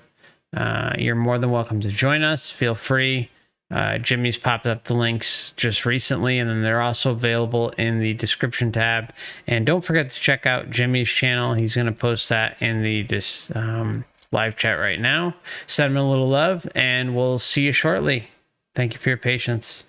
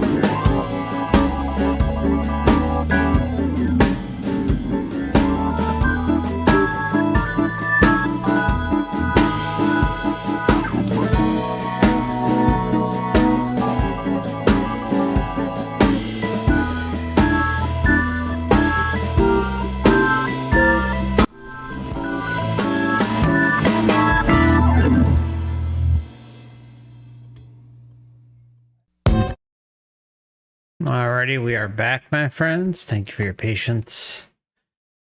We are headed into the third segment of tonight's live stream with Don Nichols, not Don Rickles. And we're going to get to the question and answer phase and see what he says. So let's get into it. There we go. I don't think there's much more I can say unless someone has a question. Okay. Your thoughts are. I'm wondering about what your thoughts are on your neighbor that kind of came back at you with such a poor reaction. Do you think possibly you have to believe in it in order to see it, kind of thing, or? Yes, yes. You know, there is a part in the Bible where Christ is speaking. Jesus, the Christ, if you want to get technical, is speaking, and person saying he's blind and he wants Jesus to give him his eyesight back, and Jesus tells him to go grab some sand and spit in it and rub it in his eyes. Now he's already healed the sight of numerous people and done. Sounds really loving, doesn't it? That's Jesus right there. And rub it in his eyes. Now he's already healed the sight of numerous people and done other miracles. And I asked myself, why would he do that? Why would he tell him to go grab some sand and spit in it and rub it in his eyes? Good question, Don. And I think it was in the casing material that I found the answer, that the person didn't feel. So you found the material in the Edgar Casey material instead of through your experience. So, you know, earthly attachments, earthly information is what, you know, filled in the gaps. Sorry, Don, that isn't connecting with me. It was in the casing material that I found the answer, that the person didn't feel worthy. And so he felt he had to do some kind of penance in order to feel worthy to receive the blessing. And how many NDEs have we seen with that, where someone says they didn't feel worthy? Don himself got on his knees at the feet of Jesus. So he didn't feel worthy. If you're on, you know, the feet, of 15-foot Jesus or whatever foot Jesus, and hoping that, you know, everything's going to be cleared up, well, guess what? The Matrix will provide that illusion for you. Do some kind of penance in order to feel worthy to receive the blessing. And so that was why Christ told him he had to rub the sand in his eyes and spit in it and rub it in his eyes, because he didn't feel worthy of being healed. So maybe that's why your neighbor didn't feel she was visited by her son. Is that right? Because she didn't really believe in her own inner self. And if you don't... Whoa. She didn't really believe in her own inner self. That's propaganda right there. Because the translation for that really means is she didn't really believe in what Don and the church are talking about. Didn't believe. You've got to believe. You've got to have faith. What is faith? Faith is blind trust. Period. That's what it is. So maybe that's why your neighbor didn't feel she was visited by her son. Is that right? Because she didn't really believe in her own inner self. And if you don't believe, then how can you receive? Receive. If you don't believe, how can you receive? Again, exterior. That's not sovereignty. That's not liberation. That's relying on exterior influences to get a hold of you. That's it. That's really what it boils down to. It boils down to, are you going to stand up for yourself and be unrelenting, or are you going to allow entities outside of yourself that you hope and pray, P-R-E-Y, have your best interest at heart? No. There's no way of knowing. It's just blind trust, blind faith, because of constructs that were learned and linked to this existence, this lifetime. No. I mean, that's this is where we go wrong, where we put ourselves in a position where we would or will trust something outside of our own essence, our own self. And if you don't believe, then how can you receive? You're short-circuiting everything. And I've had that happen with a number of people. Some of the best and worst are doctors and preachers. The one preacher got really bent out of shape with me. I was in Texas visiting my sister one year, and he was a preacher at the church she went to, and he was all into, I've been doing the Lord's work all my life, and I've never had any kind of experience like that. I said, well, go play jacks on the interstate, pal. You will.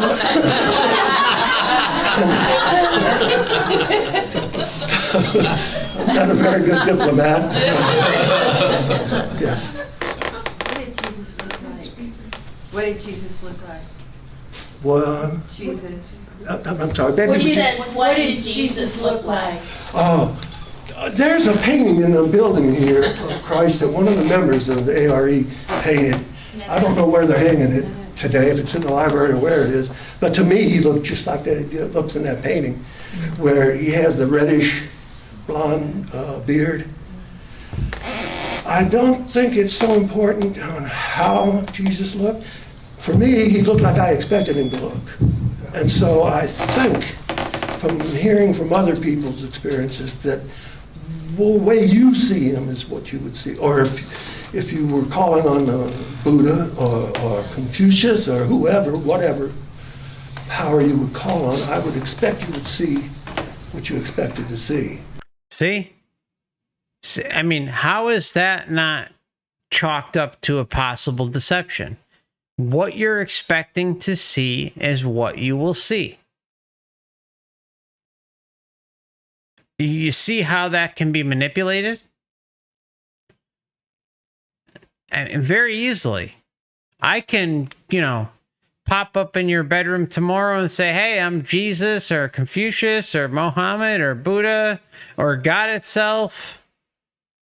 And if I make you feel good and connect with you and confirm everything that you thought you already knew or thought that was legitimate, then you're putty in my hands. You're just easy. This is the problem. And again, we can talk about how near-death experience researchers have confirmed this time and time again. It's universal. It's universally agreed that if you have a belief system, that the experience will be customized to you. So how is that not potentially a possible problem? I'm not saying you got to believe anything I say. I'm just saying it opens the floodgates to being deceived because you're giving blind trust and the system integrates it based on its knowing and recording that you are going to respond in a certain way. And that's at least that's what it's hoping for you to do. Now, is that the way it's going to be every time? Of course not. But most of the time, it points in that direction. High percentage. We're not talking about 50-50. We're talking about upwards of 85-90 percentile range. I can't give you an exact figure on that, but it's high. And it customizes itself, again, for you. So I just put forth the question, how can you know, how can anyone know what's legitimate and what has your best interest at heart and what doesn't? That's it. I don't really know how long. I would expect you would see what you expected to see. I don't really know. I can only speak for me on that. But that's, if whatever that painting is, that's what he looked like to me. Yes? How is it you look so good? I didn't know I did. Blame her. She takes good care of me. That's my wife, Joan. She takes good care of me, so I guess she's responsible. Well, this is all scar. But most people,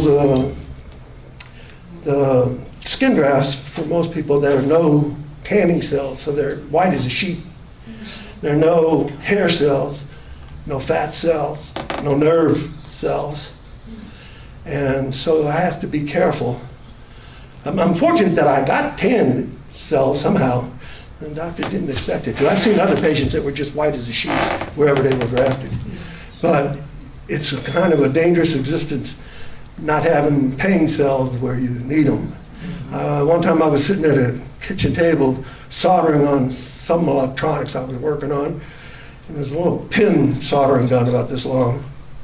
Had fallen off of the table and was dangling by the cord, stuck in my leg here. And I didn't even feel it.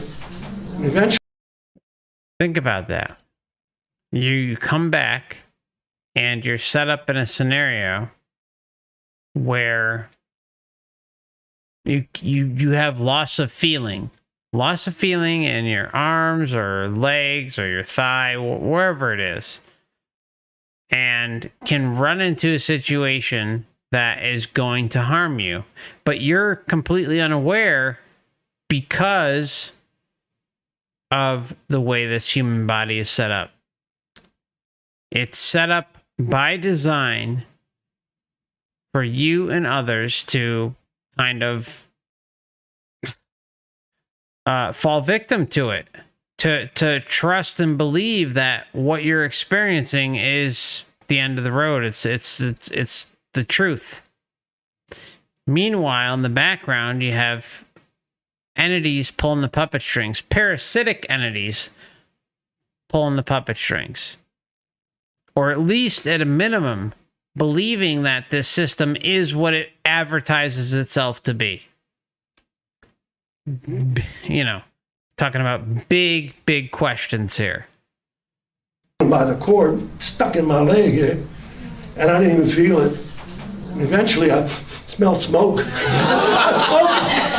I looked down and I burned a hole through my pants. And so to me that was just a dull sensation. So thank you for the compliment, but I'm not responsible for it other than taking care of myself the best I can, most of the time.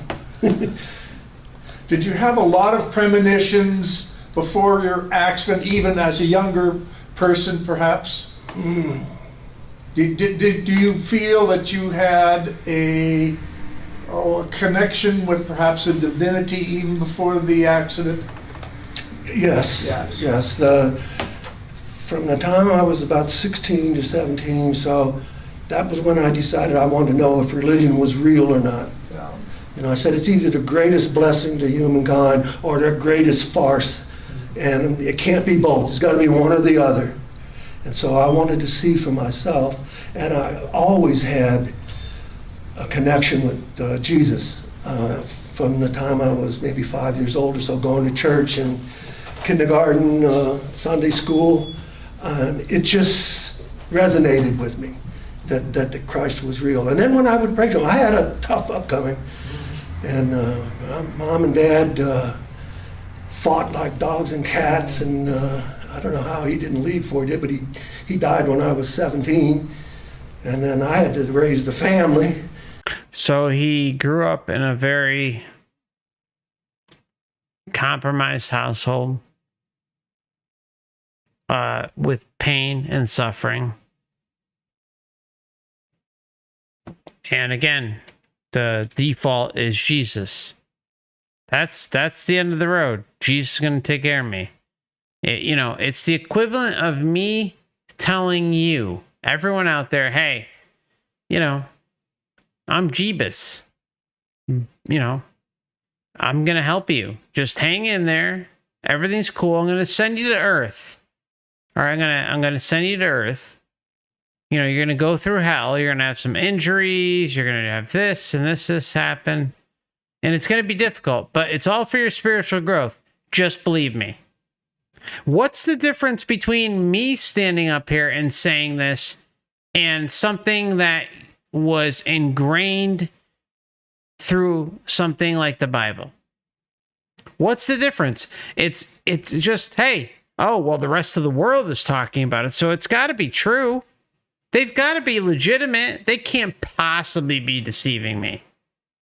See where the disconnect comes? Just trust me. Just trust me. I've got your best interest at heart, I promise. That there's no difference. There's no difference from me coming up here and saying this right now, tonight, versus what's been peddled over time in relation to this character or God or Muhammad or Buddha or whoever you want to pick. Deceased family members that they tug at your heartstrings with. There's no difference. I'm just saying it in 2022. Trust me. Trust me. The research, again, let's just put all that aside. The research speaks for itself. And just go with it. Just dive into it. It takes some time. And, I know my videos are long. I know a lot of all this stuff is very in-depth. But it's in-depth for a reason, because it presents a case that becomes undeniable. It's so obvious and so blatant that we're all being taken for a ride that, God forbid, no pun intended, or pun intended, that, perhaps things are not what they seem. I mean, anyone who lives here knows that things are not what they seem. Year in and year out, it's proven to us that that's happening. So, again, you just want to trust me? No. I keep telling everyone, do your own research. Get out there. Dive into the NDEs. Dive into the pre-birth memories. Dive into the life between lives and past life regressions. Go. Dig into it. You'll see time and time again. You gotta get a nice big collective group of evidence, and you'll see how they all connect. You'll see the deception in real time, just like I try to show in almost every single one of my videos. But just hang in there. Don't let this, it is the king of all truths that we have available to us.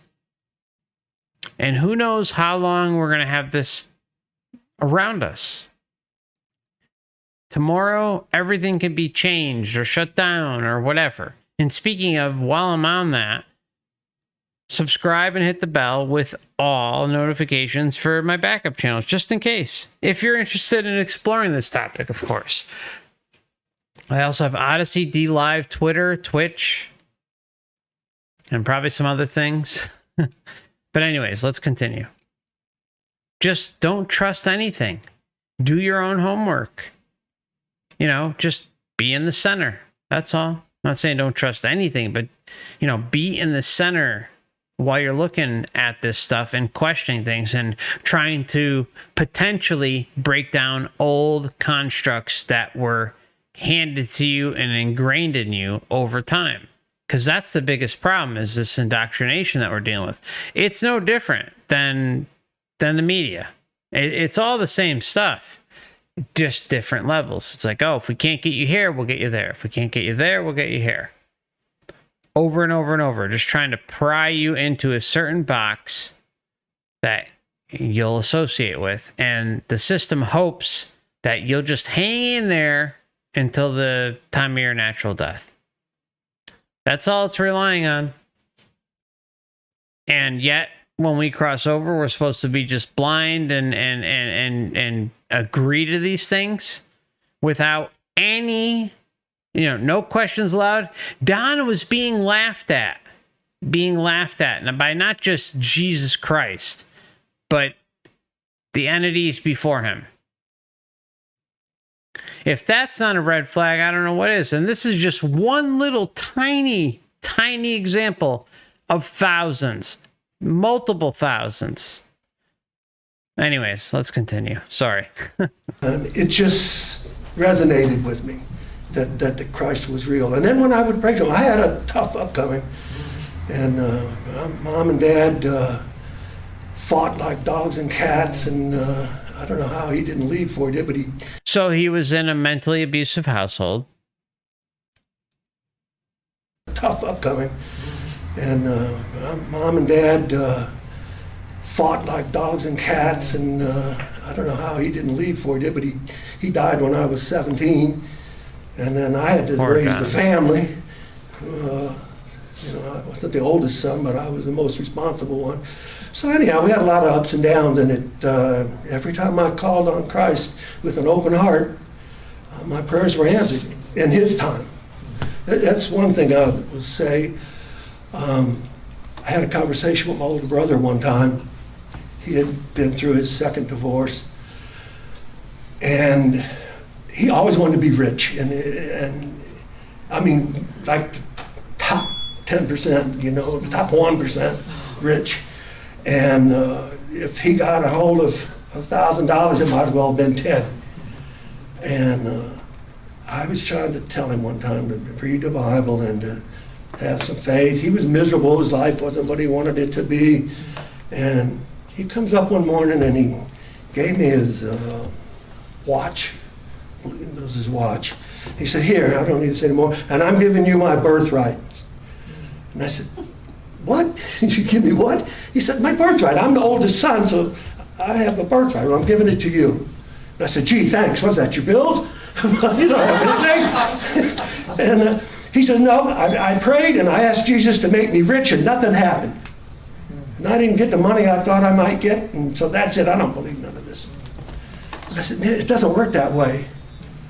I said, "One thing I would pray, and I still do, is, Christ, if it's your will, may this happen in my life or that happen. But I make it a point to say, if it's your will, because I don't know what's best for me." And again, I've found a lot of this in the readings, and that's what drew me to Virginia Beach even. I met my wife here in the lobby the first day we were here. And that was funny, talking about premonitions. I was coming from Cape May, New Jersey, driving, and I came down the Eastern Shore. And just before I got to the Bay Bridge Tunnel, I looked at my odometer. It said Virginia Beach so many miles. And I looked at my odometer to mark when I was close. And I said, "Oh, look, it might be 777 on the mileage, the last three." Well, I come off the bridge and I went right past the ARE. I was expecting it to be on the left-hand side. I got to 24th Street by the Coast Guard station there. Not the station, but the museum. And the first place I put my foot was 24th Street, where we now live on 24th Street. Went and got directions, came back, drove back to the stoplight here, caught the red light and remembered to check my odometer, and it said 7777. I thought that was cool. So you get these things called, and this is a big part of the New Age deception, is the angel numbers, or the good guy numbers, the good girl numbers. This is how deep this stuff goes. He's on his way to give a presentation. He's on his way to connect with others and explain what he went through. And the Matrix sets it up in a way, hey, everything lines up. You got numbers presenting themselves and connecting with them. All this angel number stuff is Matrix constructs. I'm sorry. That's just the way it is. It just is. Especially with someone like Don's story, it aligns just as you'd expect it to align with something that's trying to grip itself onto Don and take advantage of him. So again, one story of many. The data points don't lie. 7. I thought that was cool. And And as soon as I walked in the door, I met Joan, and instead of staying 3 days, I'm 25 years now. 25 years this month. Yes. One, thanks for sharing this. Two, you're kind of like kryptonite. You're like an amazing human being. Have you come up with, I don't know how to say it, some modality to heal or share any of this? I have done it for friends and people who knew me. And my first wife, who was in the hospital dying, I did it for her. And another friend who would have migraines, I would lay my hands on her. And I just considered myself a vehicle. And I asked Christ if it's His will that this person receive this energy from me or this healing. Here am I, use me, to quote Casey. And so no, I haven't done it like with, who I'm trying to think of now, the prayer group that does the laying on of the hands here at the ARE. Glad helpers. Yeah, glad helpers, I'm sorry. Maybe I should. That should be good for something. Yes. Don, I'm curious. I was mesmerized when you talked about leaving your body, going down to that area that you're familiar with, and you were looking at, from your perspective, another body being worked on by what you described as fairies. What is your explanation? Have you gotten any more information? I mean, what kind of beings were that? And what part of yourself was being worked on? You know, we've heard of different aspects of our spiritual body. If you were looking at that being worked on, then what perspective were you in? You know, it's all like Russian dolls, right? That is confusing because up to that point, it had been my physical body and then me, my entity. Right. But when that happened, then there was a third energy. Yes. And Plan. What is it? An architectural aspect of you, a construct. the way it felt, Yes. and Plan. What is it? An architectural aspect of you, a construct. The way it felt, Plan. What is it? An architectural aspect of you, a construct. the way it felt and the way I remember it is that it was my energetic self, Okay. my energy, Right. my astral energy over there that was all out of whack. And they were trying to put the circuits back together. The circuit.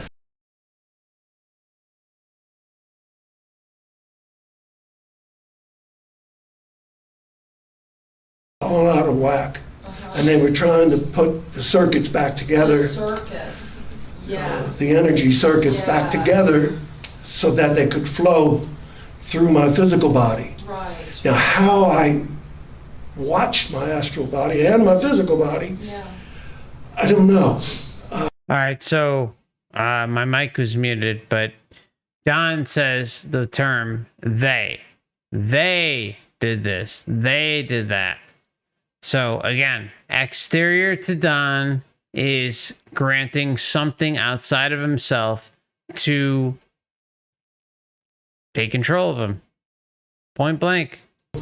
Through my physical body. Right. Now, how I watched my astral body and my physical body, Yeah. I don't know. Well, these. But I have seen a number of examples where Salvador Dali was one artist, and some others I've read about and seen their works, where just one I like is at the National Gallery of Art in DC. It's called Fingerprints. And this artist, I don't remember his name at the moment, would paint these huge pictures. Some of them were like 8 by 10, 8 by 12. And he would take an ink pad and his thumb and just do this on the canvas. And he would come out with a picture that looked like a photograph. And I would use that as an example when talking to my brothers or someone that I knew, that how could he stand there and just put these fingerprints on and be back here at the same time knowing where to put them? Because when you look at it up close, it's just a bunch of prints on the wall.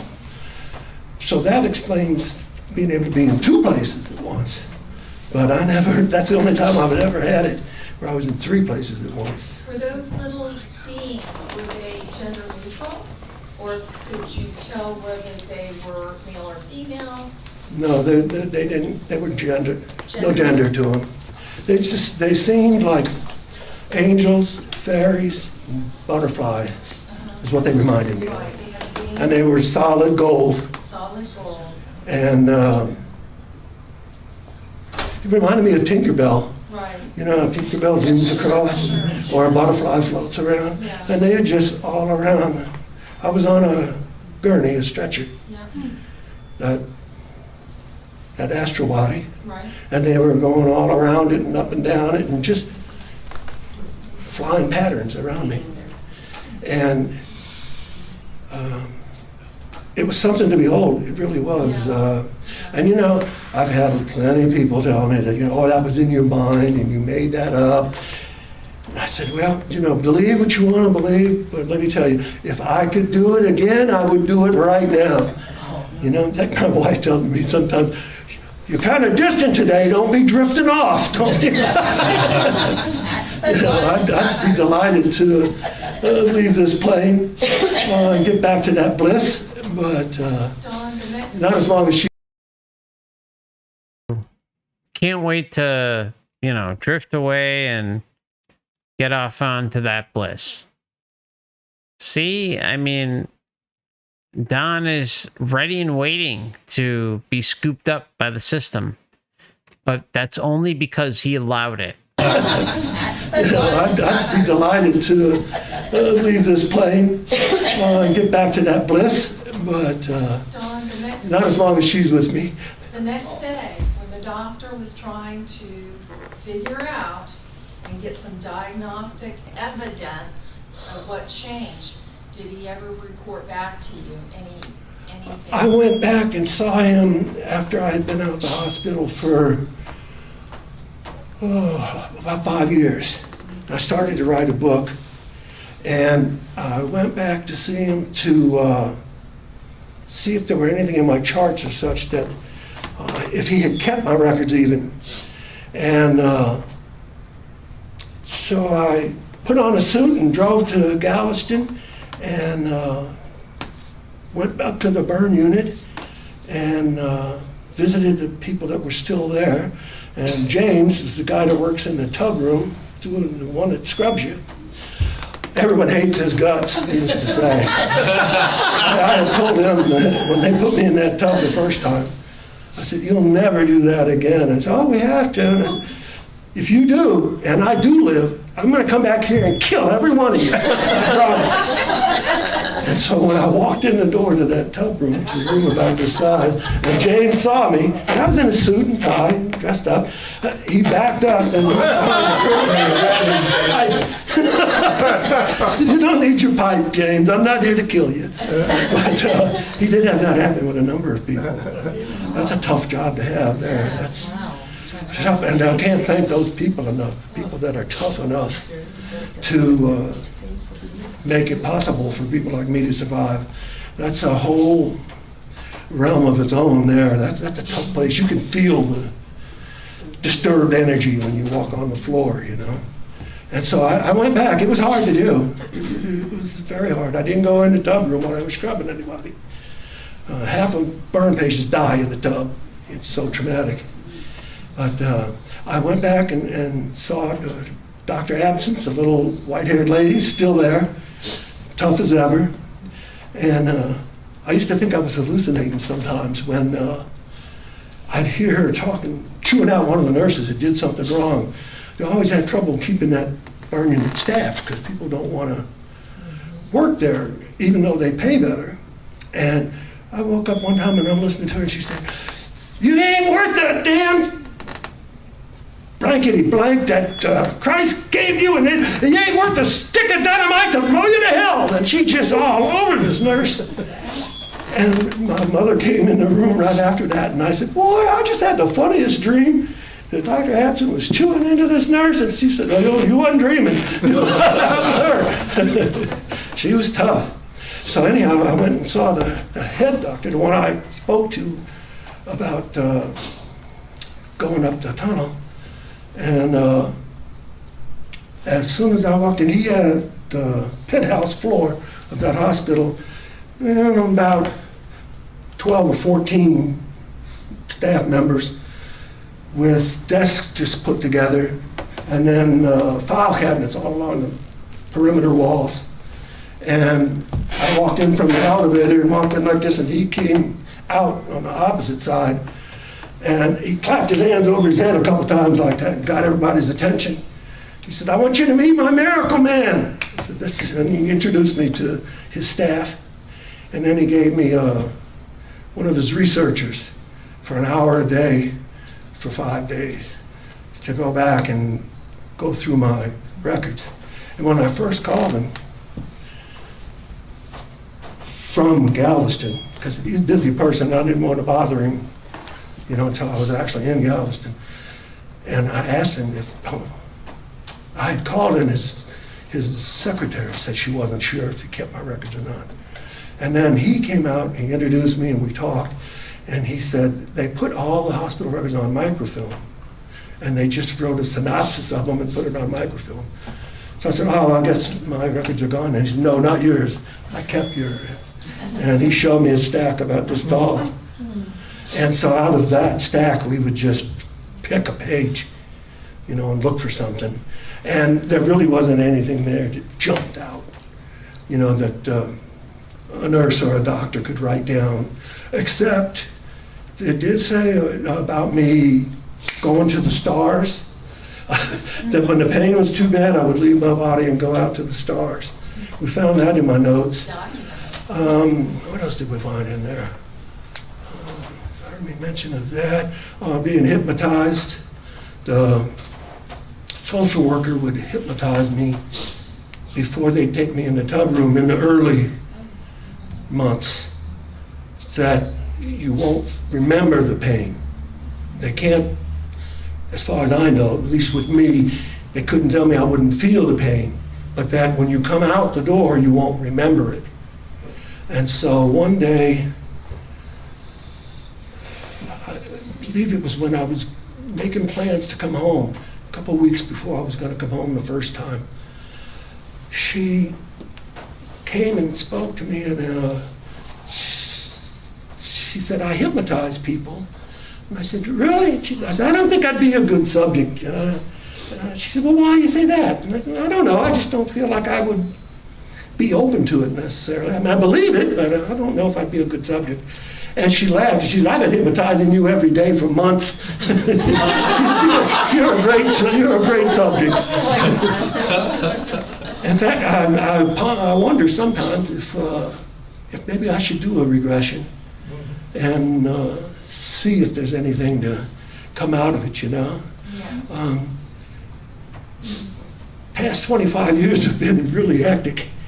And John and I had 2 boats at one time, a power boat and a sailboat. And then we found out the house she had just bought before we met was falling down. I had to completely strip the outside and all the insides and rebuild the whole thing.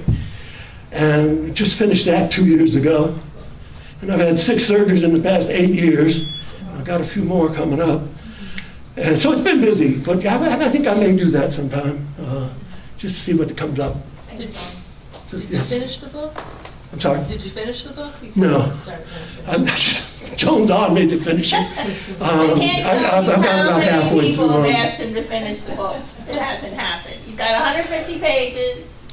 I don't feel like I guess I don't have confidence in myself, even though I have written a number of things, and poems and such, and written for technical journals, and given talks for United States Power Squadron and things like that, written articles for them. I guess I just need to believe in myself enough to sit down and do it. I don't have any excuses anymore now that the house is finished. I Yes. can only tell you, I've been totally riveted the whole time. You couldn't hear anyone breathe. So if you were to write that book, every one of us here would be the first to buy it. Well, I'll tell you what, if I do, you'll have And one. it's amazing coming here today, what a blessing it is, and how much you've helped our journeys by everything that you've said. It's so compelling. And I just thank you from the bottom of my heart. Well, I thank you right back, because it does me so much good to have your energies directed my way. You're an amazing speaker. Thank you. From the heart.